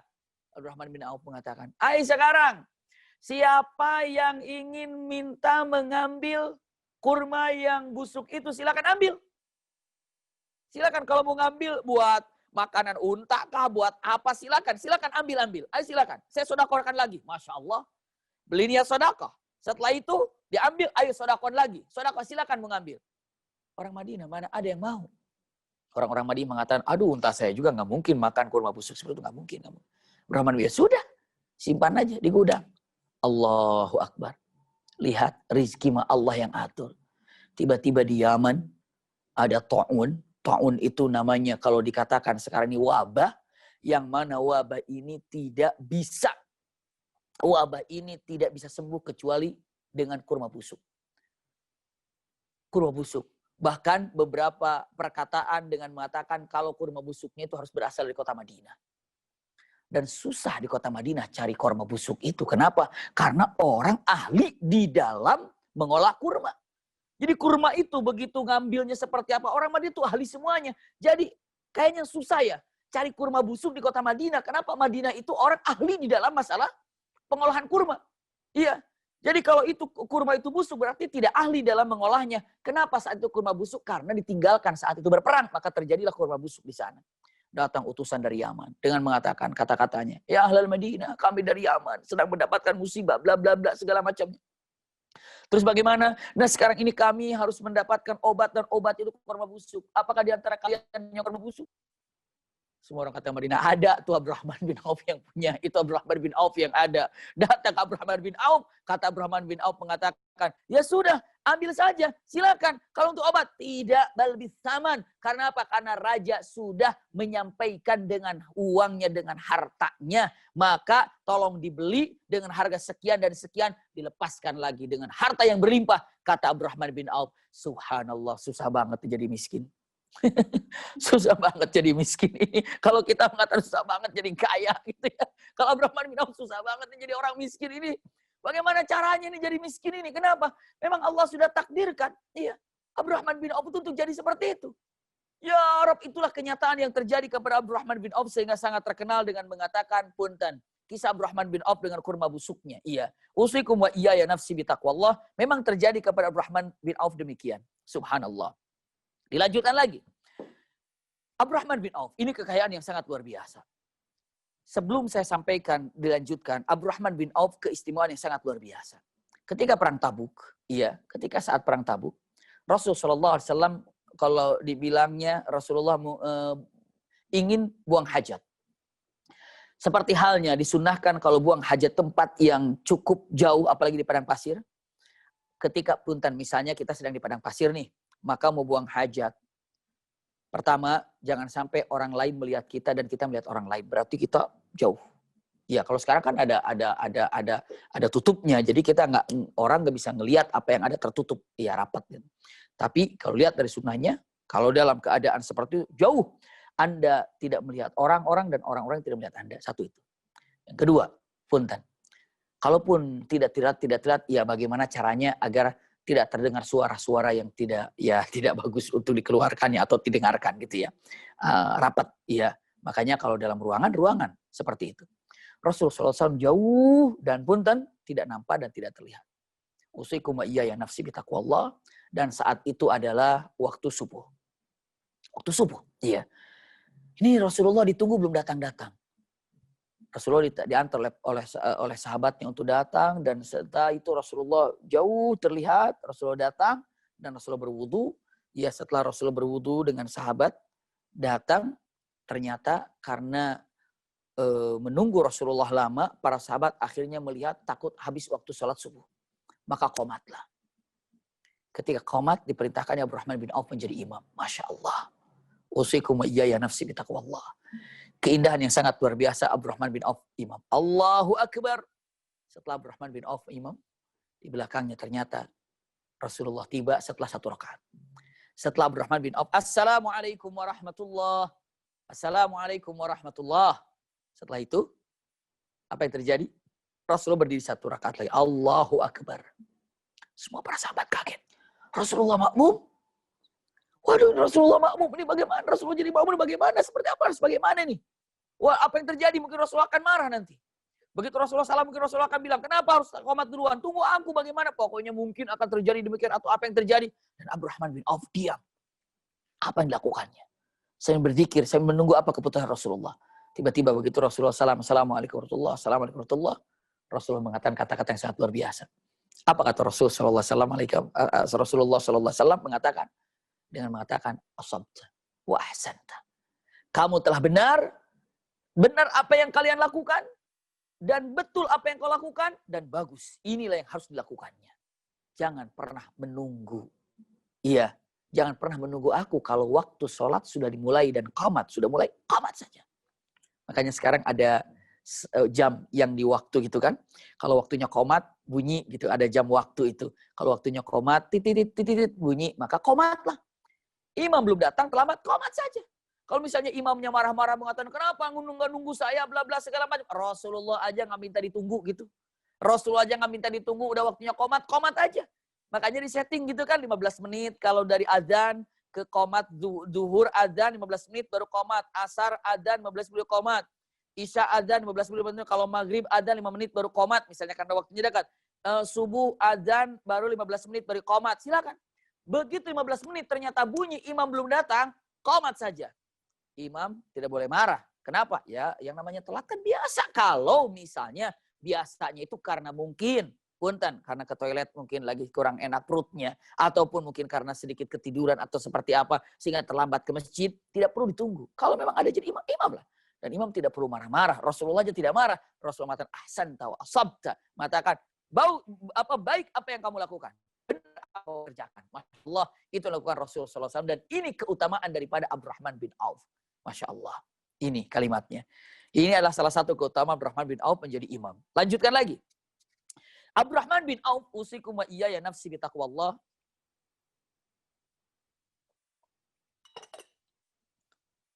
Abdurrahman bin Auf, satu waktu, Masya Allah, datang kafilah 700 ekor unta. Berikut dengan isi-isinya di unta tersebut. Ada makanan, ada barang-barang datang dari Syam, datang 700 ekor unta milik Abdurrahman bin Auf. . Sehingga saat di kota Madinah sedang duduk, sedang santai-santai para sahabat semuanya gitu ya. Tiba-tiba nampak debu yang naik ke atas dari jauh. Dari jauh tuh debu tuh naik ke atas, terus naik ke atas. Sampai para sahabat bilang, ini ada angin nih. Ada angin nih, ada angin. Angin datang nih, angin debu nih datang ke kota Madinah. Hati-hati, hati-hati. Sampai Siti Aisyah kaget karena suaranya pun bergemuruh. Kata Siti Aisyah, angin apa ini? Angin apa ini? Apa ada badai? Ada badai? Ada badai? Lalu para sahabat mengatakan, ya Ummah, wahai Bunda Aisyah, itu bukan angin, tapi itu untanya Abdurrahman bin Auf. Itu untanya Abdurrahman bin Auf, 700 ekor unta beserta dengan barang-barang yang dibawanya. Masya Allah. 700 ekor unta. Lalu yang disampaikan oleh siapa? Oleh Siti Aisyah dengan kata-katanya. Ini sangat terkenal, baca apa yang disampaikan oleh Siti Aisyah. Barakallahu lahu fima a'ta, atau barakallahu lahu dia fima a'tahu fid dunya wala thawabul akhirati a'zam. Kata Siti Aisyah. Barakallahu lahu fima a'tahu fid dunya. Semoga Allah memberikan keberkahan dari apa-apa yang diberikannya oleh Allah kepadanya di dunia. Lalu wasawabul akhirati a'zam. Tapi pahala di akhirat jauh lebih dahsyat dan lebih besar daripada kemuliaan yang Allah berikan kepadanya di dunia ini. Siti Aisyah mengatakan itu. Maka seorang budak yang mendengar kata-kata itu, dia datang kepada Abdurrahman bin Auf. Dan begitu kafilah sudah datang kota Madinah dibariskan, Abdurrahman bin Auf sudah bawa daftar pegangan. Mungkin akan ditanya, ini apa isinya, lagi di daftar gini. Tiba-tiba ada seorang budak datang.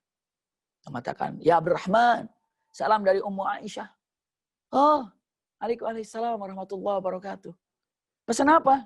Siti Aisyah bilang, Ummu Aisyah bilang apa? Jawaban, enggak. Siti Aisyah hanya mengatakan begitu mendengar suara gemuruh dan unta yang banyak ini milik Abdurrahman. Siti Aisyah mengatakan, barakallahu lahu fima a'tahu fid dunya wala thawabul akhirati a'zam.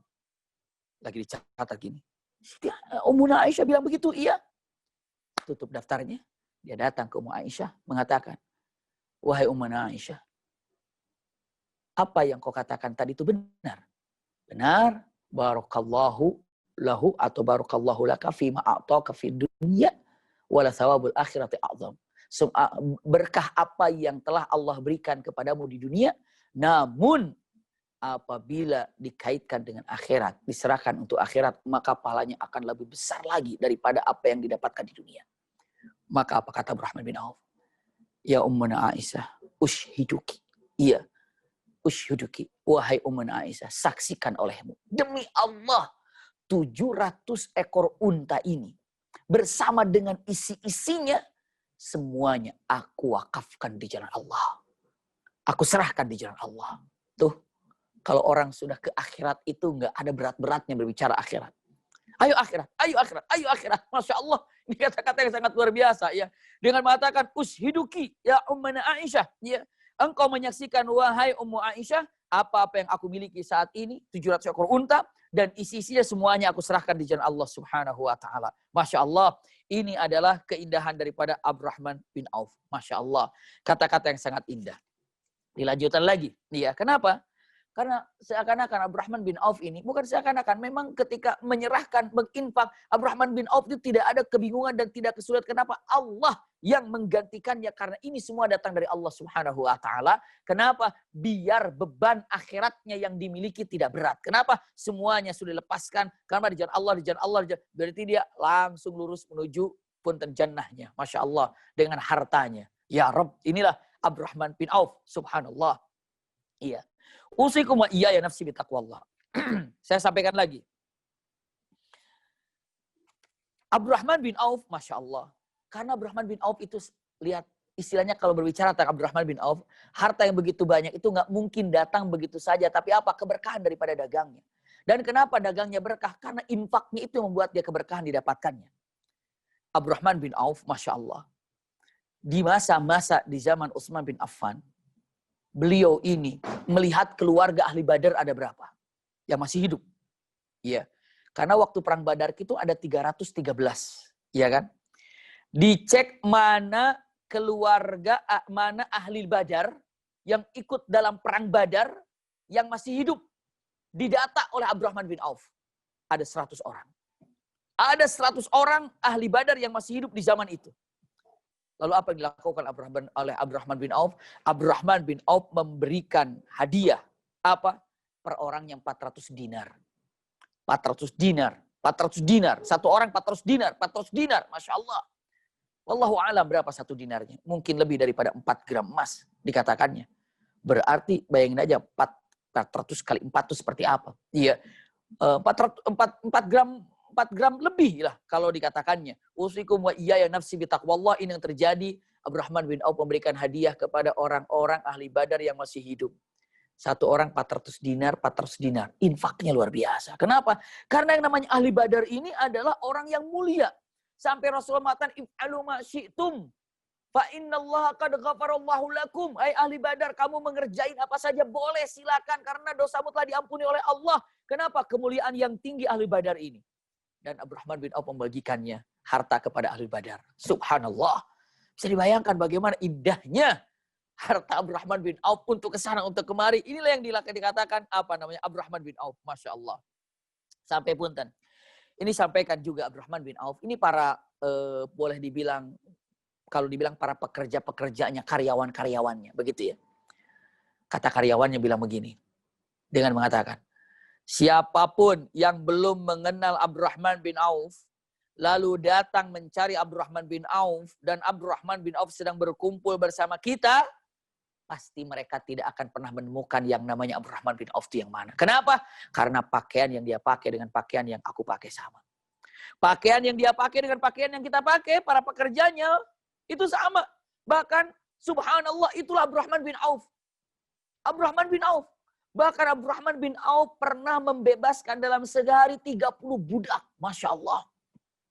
Dalam beberapa hari setiap Jumat bebaskan budak. Setiap Jumat bebaskan budak. Bahkan ada satu tempat yang dilakukan pada suatu hari Abdurrahman bin Auf membebaskan 30 orang budak dalam sehari. Dikatakan kalimatnya apa namanya? Falak tahmal aqabah. Iya. Dengan fakku raqabah. Masya Allah membebaskan budak atau hamba saya. Itu Abdurrahman bin Auf pernah dalam satu hari 30 budak dibebaskan oleh Abdurrahman bin Auf. Jadi hartanya itu subhanallah lancar. Ayo, subhanallah. Lalu dengan mengatakan kata-katanya, jangan pernah mengatakan usikum wa iyaya nafsi, mengatakan kata-katanya dengan mengatakan, oh Abdurrahman itu orang zuhud. Sangat luar biasa. Nanti kita di ujungnya zuhudnya seperti apa yang disampaikan para ulama, melihat daripada kutipan tentang Abdurrahman bin Auf ini seperti apa. Subhanallah. Namanya jelas, para pekerjanya dengan mengatakan Abdurrahman bin Auf, jika ada orang mencari Abdurrahman bin Auf dan orang itu belum pernah mengetahui dan belum pernah kenal terhadap Abdurrahman bin Auf dan Abdurrahman bin Auf sedang berkumpul bersama kita, maka yakinkan mereka tidak akan pernah menemukan Abdurrahman bin Auf. Karena pakaian dia dengan pakaian kami sama, duduk dia dengan duduk kami sama. Subhanallah, semuanya sama dengan, maka bentuk tawadhu'nya Rasulullah punten-punten nempel kepada Abdurrahman bin Auf. Siapa yang mengajarkan Abdurrahman demikian? Ya Rasulullah. Rasulullah kalau sedang duduk bersama para sahabat, maka ada orang mencari Rasulullah, dia akan bertanya, ayyukum Muhammad, di mana di antara kalian namanya Muhammad? Kenapa? Karena mereka tidak tahu yang namanya Muhammad itu yang mana. Usikum wa iyaya nafsi bitaqwallah. Iya. Inilah kenyataan yang sangat luar biasa, indah dengan mengatakan kata-katanya demikian. Usikum wa iyaya nafsi bitaqwallah. Kita lanjutkan lagi. Apalagi yang dikatakan tentang Abdurrahman bin Auf ini? Usikum wa iyaya nafsi bitaqwallah. Ternyata Abdurrahman bin Auf, Masya Allah. Setiap harinya yang ada di dalam pikirannya adalah tentang masalah bagaimana caranya menghabiskan harta di jalan Allah Subhanahu wa taala. Itu yang terfikir dalam Abdurrahman bin Auf. Apa yang dilakukan oleh Abdurrahman bin Auf? Usikum wa iyaya nafsi bitaqwallah. Yang terjadi hanya memberikan harta ke sana kemari, memberikan nafkah, memberikan sedekah, itu yang dilakukan oleh Abdurrahman bin Auf. Terjadi satu hal yang sangat luar biasa. Sesungguhnya orang zuhud itu apa ya? Orang mengira zuhud gitu ya. Abdurrahman bin Auf itu zuhudnya luar biasa. Iya, harta dimiliki dan bisa menggunakan apa yang dia suka, iya, nggak ada masalah. Tapi kata-kata yang sangat indah. Ada dalam perkataan hadis Rasulullah SAW. Siapa yang meninggalkan sesuatu agar begini bahasanya, saya terjemahkan bebas, iya. Siapa yang meninggalkan sesuatu yang mampu dia lakukan agar terlihat oleh orang lain itu kaya atau berwibawa atau apa saja, gitu. Dia tinggalkan, padahal dia mampu. Dia demi apa? Punten, demi menghindari fitnah, maka dia kelak dibangkitkan di akhirat bersama orang-orang yang dipilih oleh Allah Subhanahu wa taala. Iya, kata-katanya demikian. Teman-teman, saya sudah punya ini baru, bawa gitu. Makanya dia mengatakan, ya nggak salah. Ya diperlihatkan yang ada masalah. Iya. Tapi apa? Tapi jika sanggup untuk punten meredamnya agar tidak diketahuinya. Kenapa? Takut menimbulkan fitnah. Apa saja yang ada, maka dia dibangkitkan oleh Allah bersama orang-orang pilihan. Orang-orang pilihan kan berarti orang-orang dicintai oleh Allah Subhanahu wa taala. Iya, orang-orang pilihan. Lalu dengan mengatakan, para sahabat, sekali lagi, banyak yang kaya, banyak yang punya itu, punya ini, tapi tidak pernah menjadikan dirinya punten menjadi budaknya dunia. Makanya Rasul matan kalimatnya Ta'isa Abdud Dinar. Kalimatnya apa? Celakalah Abdud Dinar, celakalah budaknya dunia. Kenapa? Karena menjadikan dunia ini di dalam hatinya. Lalu para ulama mengatakan, usikum wa iyaya nafsi bitaqwallah. Zuhud yang sesungguhnya bukan meninggalkan pakaian yang bagus, bukan meninggalkan kendaraan yang bagus, bukan meninggalkan rumah yang bagus, bukan begitu. Para ulama mengatakan di punten, perkataan yang sangat luar biasa. Iya. 3, para ulama mendefinisikan zuhud ini dengan mengatakan 3. Mungkin bisa dicatat oleh teman-teman ahli jannah semuanya. Iya. Dengan mengatakan kata-katanya, pegang baik-baik. Zuhud ini, pertama, iya, tidak memakan makanan haram. Anda termasuk orang yang zuhud. Punya rumah mewah, punya kendaraan mewah, punya kantor yang mewah, tabungannya juga luar biasa. Tapi ketika Anda memakan yang haram, Anda tidak zuhud. Rumah tidak punya, punten-punten, kendaraan tidak punya, pakaian pun berapa, tapi memakan makanan yang haram, Anda tidak zuhud. Yang pertama zuhud ini adalah hindari makanan yang haram. Kalau sudah hindari makanan yang haram, hindari pekerjaan di mana di situ menimbulkan yang haram. Punya apapun kalau tempat kerjanya di tempat yang haram, Anda tidak zuhud. Seperti itu. Jadi zuhud itu bukan diukur dengan mengatakan ini adalah sederhana, ini tidak sederhana, ini punya, itu. Bukan. Tapi yang zuhud itu yang pertama adalah sanggup untuk meninggalkan yang haram. Itu zuhud yang pertama. Zuhud. Iya. Zuhud. Masya Allah mengatakan. Kata-katanya. Oh dia tidak zuhud. Kenapa? Dia punya itu. Lihat pakaiannya saja. Lihat ininya saja. Lihat itu. Tidak. Abdurrahman bin Auf. Masya Allah. Dari kekayaan luar biasa. Utsman bin Affan dari kekayaan luar biasa. Iya. Ibnu Abbas dari kekayaan luar biasa. Tapi apa? Tidak pernah memakan yang haram. Itu zuhud. Itu yang pertama zuhud. Yang kedua. Punten. Finisinya. Ini yang ya, karena mengambil hikmah daripada Abdurrahman bin Auf. Dari kisah Abdurrahman bin Auf ini, sebelum kita lihat ujungnya ya. Yang pertama Abdurrahman bin Auf tidak pernah memakan yang haram-haram. Maka itu zuhud. Dan ini silakan kita ikuti. Tidak pernah memakan yang haram berarti Anda zuhud. Yang kedua, punten-punten. Memberi makanan kepada, punten bahasanya, karyawan. Atau punten bahasanya, asisten di rumah. Sama dengan makanan yang kita makan. Itu zuhud. Karena Abdurrahman bin Auf demikian. Tidak pernah Abdurrahman bin Auf mengatakan karena ini adalah aku majikannya, kalian adalah sebagai asistenku, maka makannya beda. Tidak pernah. Kalau Anda tidak sanggup melakukan itu, Anda belum zuhud. Punten. Zuhud, samakan makanan Anda dengan makanan asisten Anda. Anda makan, panggil asisten untuk makan. Misalnya kalau dia tidak sanggup, enggak karena mungkin malu, saya nggak mau makan. Ya sudah, di bangku yang lain tapi makanannya sama. Silakan. Misalnya bawa ke restoran, pilih menu makan, silakan. Kamu makan apa? Pilih. Saya juga pilih. Masya Allah. Itu zuhud. Iya, zuhud. Juga usikum wa iyaya nafsi bitaq. Samakan. Sanggup memberi makanan apa yang Anda makan dengan apa yang karyawan makan. Di rumah saja minimal. Iya. Maka itulah zuhud. Zuhud. Tidak pernah dengan mengatakan ini beda, ini kamu itu aja, kamu ini. Tidak. Iya. Jadi dia mengatakan masak yang buat di dapur sama dengan apa yang buat saya makan juga sama, silakan. Dia pilih saja silakan. Subhanallah. Jadi dengan mengatakan yang sanggup memberi makanan kepada asisten di rumah dan makannya sama dengan Anda yang Anda makan, zuhud. Dan tidak mengatakan habis makan, nggak habis dengan mengatakan kata-katanya segala macamnya, baru yang udah nggak terlalu enak, sudah apa? Tidak. Iya. Usikum wa iyaya nafsi bitaqwa. Makanannya sama. Itu zuhud. Para ulama. Karena itu mengambil sikap daripada Abdurrahman bin Auf. Cek saja. Punten. Selanjutnya yang ketiga. Apalagi? Subhanallah. Dengan mengatakan la yakunu dunya rabban. Artinya tidak menjadikan dunia yang menguasainya, tapi dunia yang dikuasai olehnya. Kenapa? Karena setan ini akan selalu menggenggam hati seseorang dengan mengatakan coba ya gitu ya. Begitu diinfakkan misalnya 1 juta, lalu mengatakan aduh ini kayaknya kebanyakan 1 juta padahal 500.000 juga cukup. Nanti kalaupun Anda keluarkan 500.000, setan akan bilang kebanyakan 500.000, coba kalau 200.000 aja cukup. Kenapa? Itulah kenyataannya. Usikum wa iyaya nafsi bitaqwallah. Orang yang namanya zuhud tidak memakan makanan haram. Sanggup memberikan makanan apa yang dia makan sesuai dengan apa yang dimakan Anda, sesuai dengan apa yang dimakan oleh punten asisten ataupun punten karyawan kita lah yang ada dalam tempat kita. Usikum wa iyaya nafsi bitaqwallah. Iya. Lalu punten yang ketiga jemaatan tidak menjadikan kita budaknya dunia. Usikum wa iyaya nafsi bitaqwallah. Iya. Lanjut lagi sebagai beberapa penutup yang ingin saya sampaikan. Usikum wa iyaya nafsi bitaqwallah. Abdurrahman bin Auf, Masya Allah. Abdurrahman bin Auf.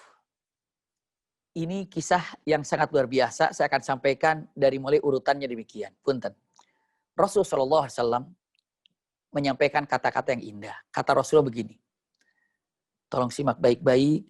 Walaupun ada khilafiyah dalam penafsiran daripada hadis ini, tapi saya mengambil daripada apa yang kita fahami melalui ulama yang lainnya dengan begini. Rasul bersabda. Iya, kita sering mengatakan dan sering mendengar khairukum li ahlihi wa ana khairukum li ahli. Itu kan? Itu sudah sangat sering dengar. Sebaik-baik di antara kalian adalah yang paling baik kepada keluarganya. Dan aku adalah yang paling baik terhadap keluargaku. Itu sering dengar ketika berhubungan dengan masalah rumah tangga. Ternyata ada hadis Rasulullah SAW mengatakan gini. Khairukum li ahli min ba'di. Masya Allah. Sebaik-baik di antara kalian adalah yang baik kepada keluargaku setelah aku tidak ada. Masya Allah. Itu Rasulullah mengatakan. Ya, sebaik-baik di antara kalian adalah yang baik terhadap keluargaku setelah aku tidak ada. Saya tidak akan perpanjang ini. Iya. Namun silahkan perpanjang untuk bagaimananya. Hanya tolong pegang hadis ini. Sebaik-baik di antara kalian adalah yang baik terhadap keluargaku setelah aku tidak ada. Usikum wa iyaya nafsi bitaqwallah. Abdurrahman bin Auf. Setelah Rasul tidak ada dan hadis itu dipegang oleh Abdurrahman bin Auf. Abdurrahman bin Auf mengatakan, oh, sebaik-baik di antara kalian adalah yang baik terhadap keluarganya Rasulullah setelah Rasulullah tidak ada. Maka apa yang dilakukan oleh Abdurrahman bin Auf? Menjamin kehidupan istri-istri Nabi oleh Abdurrahman bin Auf. Masya Allah. Sampai istri-istri Nabi saat itu berhaji ke kota Madinah. Kecuali saat itu kalau tidak keliru Sofia binti Huyai bin Akhtab tidak ikut haji. Istri Nabi semuanya haji ke kota Madinah. Yang menyertainya adalah Abdurrahman bin Auf dan Utsman bin Affan berangkat haji. Makanya ini adalah salah satu hujah ketika ada orang berhaji dengan mengatakan mahramnya tidak ada tapi dia haji bersama rombongan dengan penuh keamanan, dengan tenang di jalannya, terdaftar namanya di kedutaan Indonesia, kedutaan Saudi yang di sini, pokoknya namanya, sampaikan ada paspornya, ada nomornya, di mana tempatnya, di maktab berapa, lalu kloter berapa, pesawatnya di mana, semua sudah terdata, kan haji terdata semuanya kan.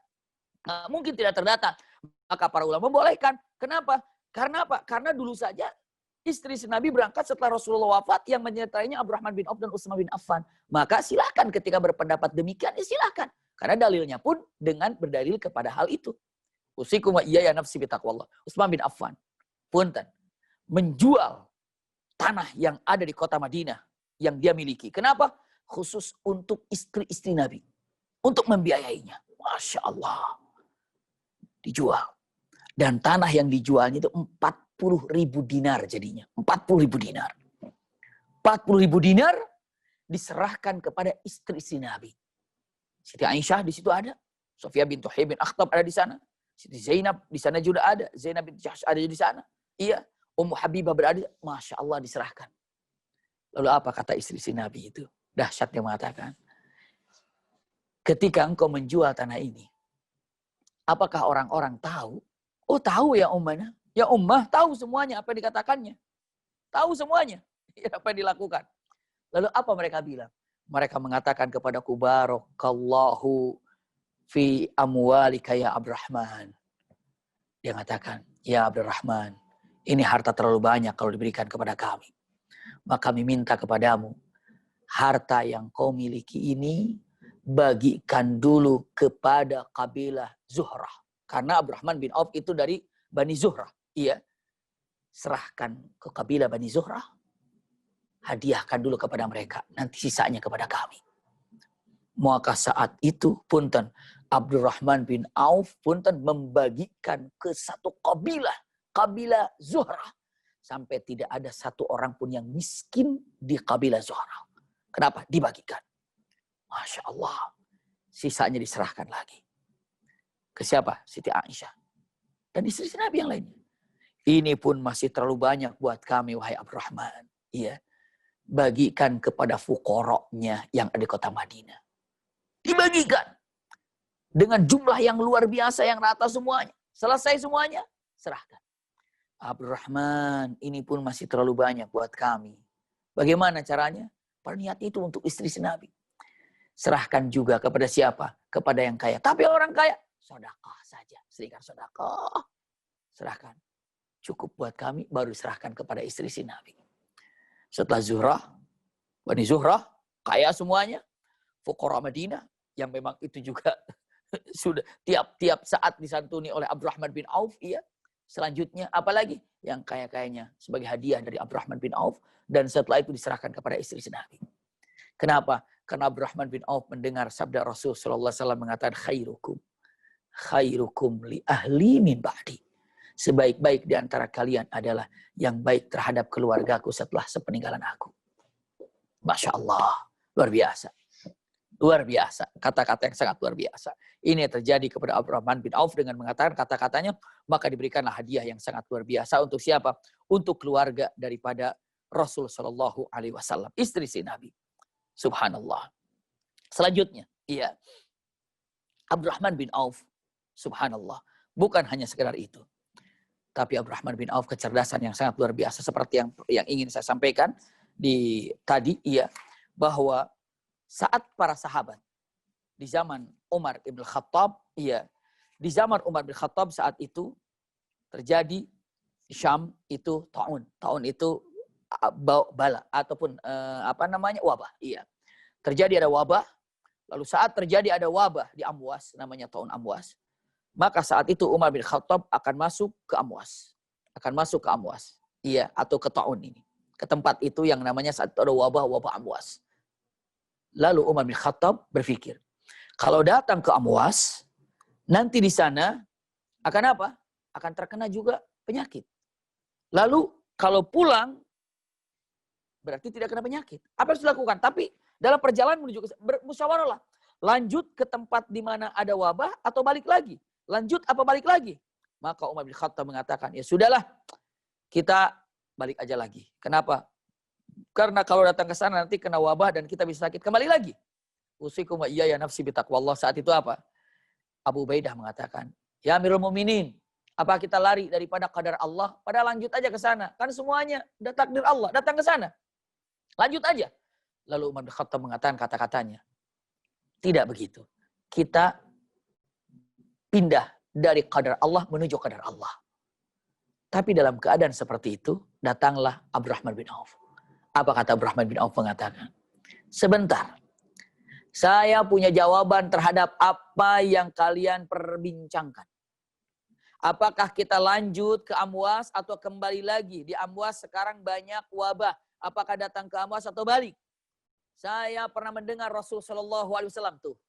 Kecerdasan ilmunya dan daya ingatnya Abdurrahman bin Auf dengan mengatakan, Sami'tu Rasulullah sallallahu alaihi wasallam, saya pernah mendengar Rasulullah bersabda, "Idza waqa'a bi ardikum fala taqdimu alaihi, wa idza waqa'a bi ardikum wa antum biha fala takhruju firaran minhu. Jika Anda mendengar dalam satu kaum, dalam satu tempat ada yang namanya ta'un, wabah, maka kalian jangan masuk ke sana. Tapi jika dalam daerah kalian di sana ada ta'un, maka kalian jangan keluar berlari daripada ta'un itu atau wabah tersebut. Makanya konsep lockdown itu sudah diawali di zaman Rasul SAW dengan nasihat yang demikian. Itu konsep Islam yang pernah Rasulullah sampaikan. Dan ini saat itu lupa semuanya, Abdurrahman bin Auf menyampaikannya. Ini salah satu bentuk daripada kecerdasannya Abdurrahman bin Auf. Subhanallah. Dilanjut lagi. Iya.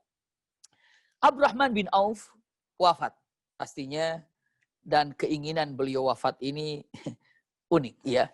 Keinginan Abdurrahman bin Auf wafat. Itu beliau ini satu, pertama kali takut dengan harta yang dimilikinya. Takut dengan harta yang dimilikinya, dipertanggungjawabkan di akhirat. Yang kedua, takut kalau Utsman bin Affan wafat, beliau akan jadi khalifah. Pengganti Utsman bin Affan. Kenapa? Masih ingat ya? Masih ingat mungkin, tolong cek lagi pelajaran bagaimana Utsman bin Affan menjadi Amirul Mukminin. Saat itu pilihannya antara Utsman bin Affan ataupun siapa? Ali bin Abi Thalib. Lihat di pelajaran yang dulu yang pernah saya sampaikan biar tidak terulang lagi. Maka Abdurrahman bin Auf saat itu memilih daripada siapa? Utsman bin Affan. Iya. Pilihannya berada di Abdurrahman bin Auf. Beliau sudah diberikan wasiat oleh Utsman bin Affan dengan mengatakan, jika nanti aku wafat, kaulah yang akan melanjutkan tongkat estafet punten daripada pucuk pimpinan ini. Maka Abdurrahman bin Auf ketakutan masalah itu. Maka Abdurrahman bin Auf selalu mohon pada Allah Subhanahu wa ta'ala, wafatkan aku sebelum wafat Utsman bin Affan. Wafatkan aku sebelum wafatnya Utsman bin Affan. Masya Allah. Ternyata benar.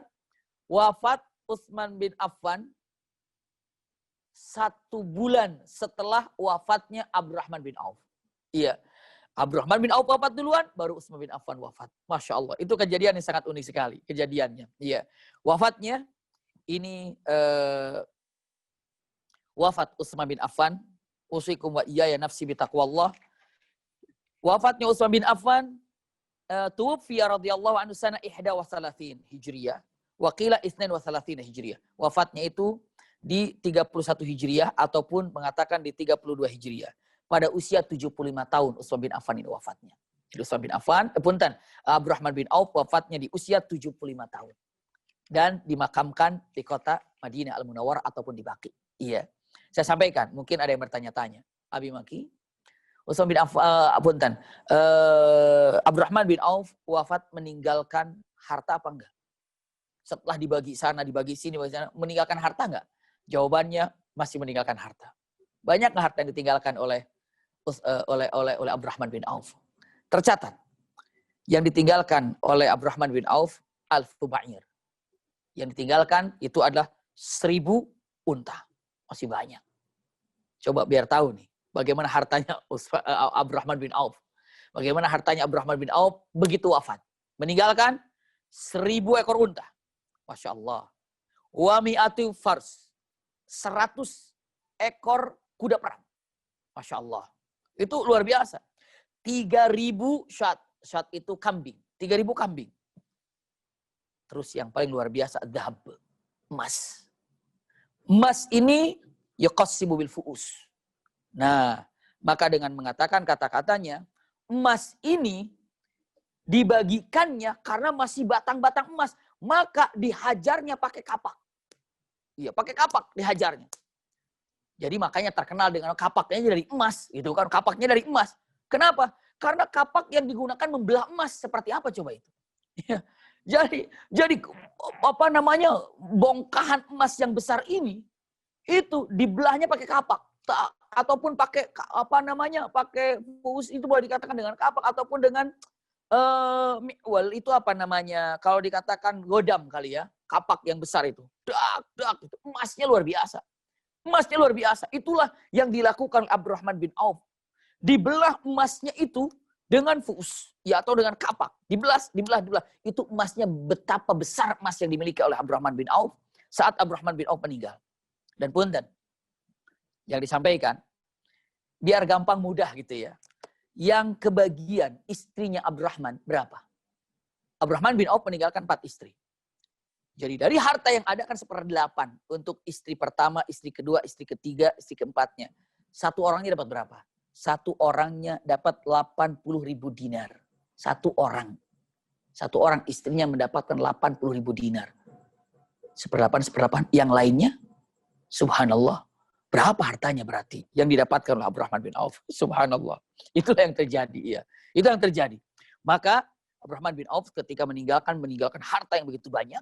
Selanjutnya bukan hanya sekedar itu, tapi Abdurrahman bin Auf ini diangkatnya jenazahnya oleh Sa'ad ibn Malik atau Sa'ad ibn Waqqas, atau bukan kalimatnya Sa'ad ibn Malik ibn Waqqas yang membawa jenazahnya Abdurrahman bin Auf, lalu disalatkan imamnya Utsman bin Affan, lalu dikuburkan dengan Utsman bin Maz'un. Ini adalah sahabat dekat daripada Abdurrahman bin Auf. Utsman bin Maz'un ini adalah sahabat Rasul yang pertama kali wafat di kota Madinah dan dikuburkan di Baqi. Mungkin ayahanda bunda, teman-teman live semuanya, live Pompan sudah tahu yang namanya Baqi di kota Madinah. Penghuni Baqi yang pertama kali itu Utsman bin Maz'un, sahabat Rasul sallallahu alaihi wasallam. Ia wafat di sana dan di sampingnya adalah Abdurrahman bin Auf. Yang sampai hari ini Abdurrahman bin Auf tempat kuburannya berada di Baqi. Subhanallah. Inilah tentang Abdurrahman bin Auf. Sosok yang sangat luar biasa. Apakah hanya dengan hartanya saja beliau berjuang? Tidak. Tapi ikut dalam berperang. Sampai apa yang terjadi? Bukankah Abdurrahman bin Auf salah satu tandanya? Saya sengaja tidak menyampaikan. Tandanya tadi putih, tinggi, ya kan? Matanya sangat jelas. Ganteng. Punten. Abdurrahman bin Auf jalannya pincang. Kok pincang? Kapan? Setelah perang Uhud. Kenapa? Karena banyak tusukan pedang dan panah masuk ke dalam kakinya. Lebih daripada 20 tusukan. 20 jurah. 20 luka. Sehingga membuat kakinya menjadi luka. Dan setelah dari perang Uhud inilah Abdurrahman bin Auf jalannya pincang. Berarti Abdurrahman bin Auf bukan hanya berjuang dengan hartanya. Tapi berjuang juga dengan fisiknya. Untuk bertempur di jalan Allah subhanahu wa ta'ala. Ini adalah kisah singkat tentang Abdurrahman bin Auf. Sehingga yang sangat terkenal, beliau ini adalah punten-punten orang yang sangat dermawan. Dan orang yang punten yakin sebagai contoh buat kita. Bagaimana ketika kita menjadi orang yang sukses di dunia dan di akhirat. Secara duniawinya, ternyatalah konsep yang dilakukan oleh Abdurrahman bin Auf. Mudah-mudahan singkat, mohon maaf lebih daripada 1 jam saya sampaikan. Iya, karena perlu disampaikan tentang Abdurrahman bin Auf ini. Singkat daripada yang disampaikan, mudah-mudahan ada manfaatnya. Semoga ada berkah yang bisa kita ambil dan manfaat yang kita ambil dari kisah Abdurrahman bin Auf ini. Jazakumullah khair ala husni istimaikum. Lakum minni al-hubbu wa du'a. Wassalamualaikum warahmatullahi wabarakatuh. Waalaikumsalam warahmatullahi wabarakatuh. Alhamdulillah, Masya Allah. Terima kasih Abi atas pemaparannya. Semoga bagi yang mendengarkan, baik yang berbicara ataupun yang mendengarkan, Allah senantiasa ganjar pahala dan kebaikan buat kita semua. Amin ya Allah ya Rabbal Alamin. Tadi disebutkan, saya sedikit menukil bahwasanya jangan bangga dengan apa yang kita genggam, tapi banggalah dengan apa yang kita infakkan. Masya Allah. Itulah sosok dari seorang Abdurrahman bin Auf, yang Masya Allah surganya sudah dijamin oleh Allah dan menjadikan seluruh hartanya jalan tengah menuju surga Allah Subhanahu wa taala. Amin ya Allah ya Rabbal Alamin. Bagi ayah bunda yang dirahmati Allah Subhanahu wa taala, maaf sekali untuk kesempatan hari ini. Tadi sudah ada yang melontarkan beberapa pertanyaan di kolom Q&A, tapi pada malam ini kita tidak akan membuka sesi tanya jawab. Insya Allah, kalaupun ada waktu nanti di akhir sesi kita akan membuka sesi tanya jawab.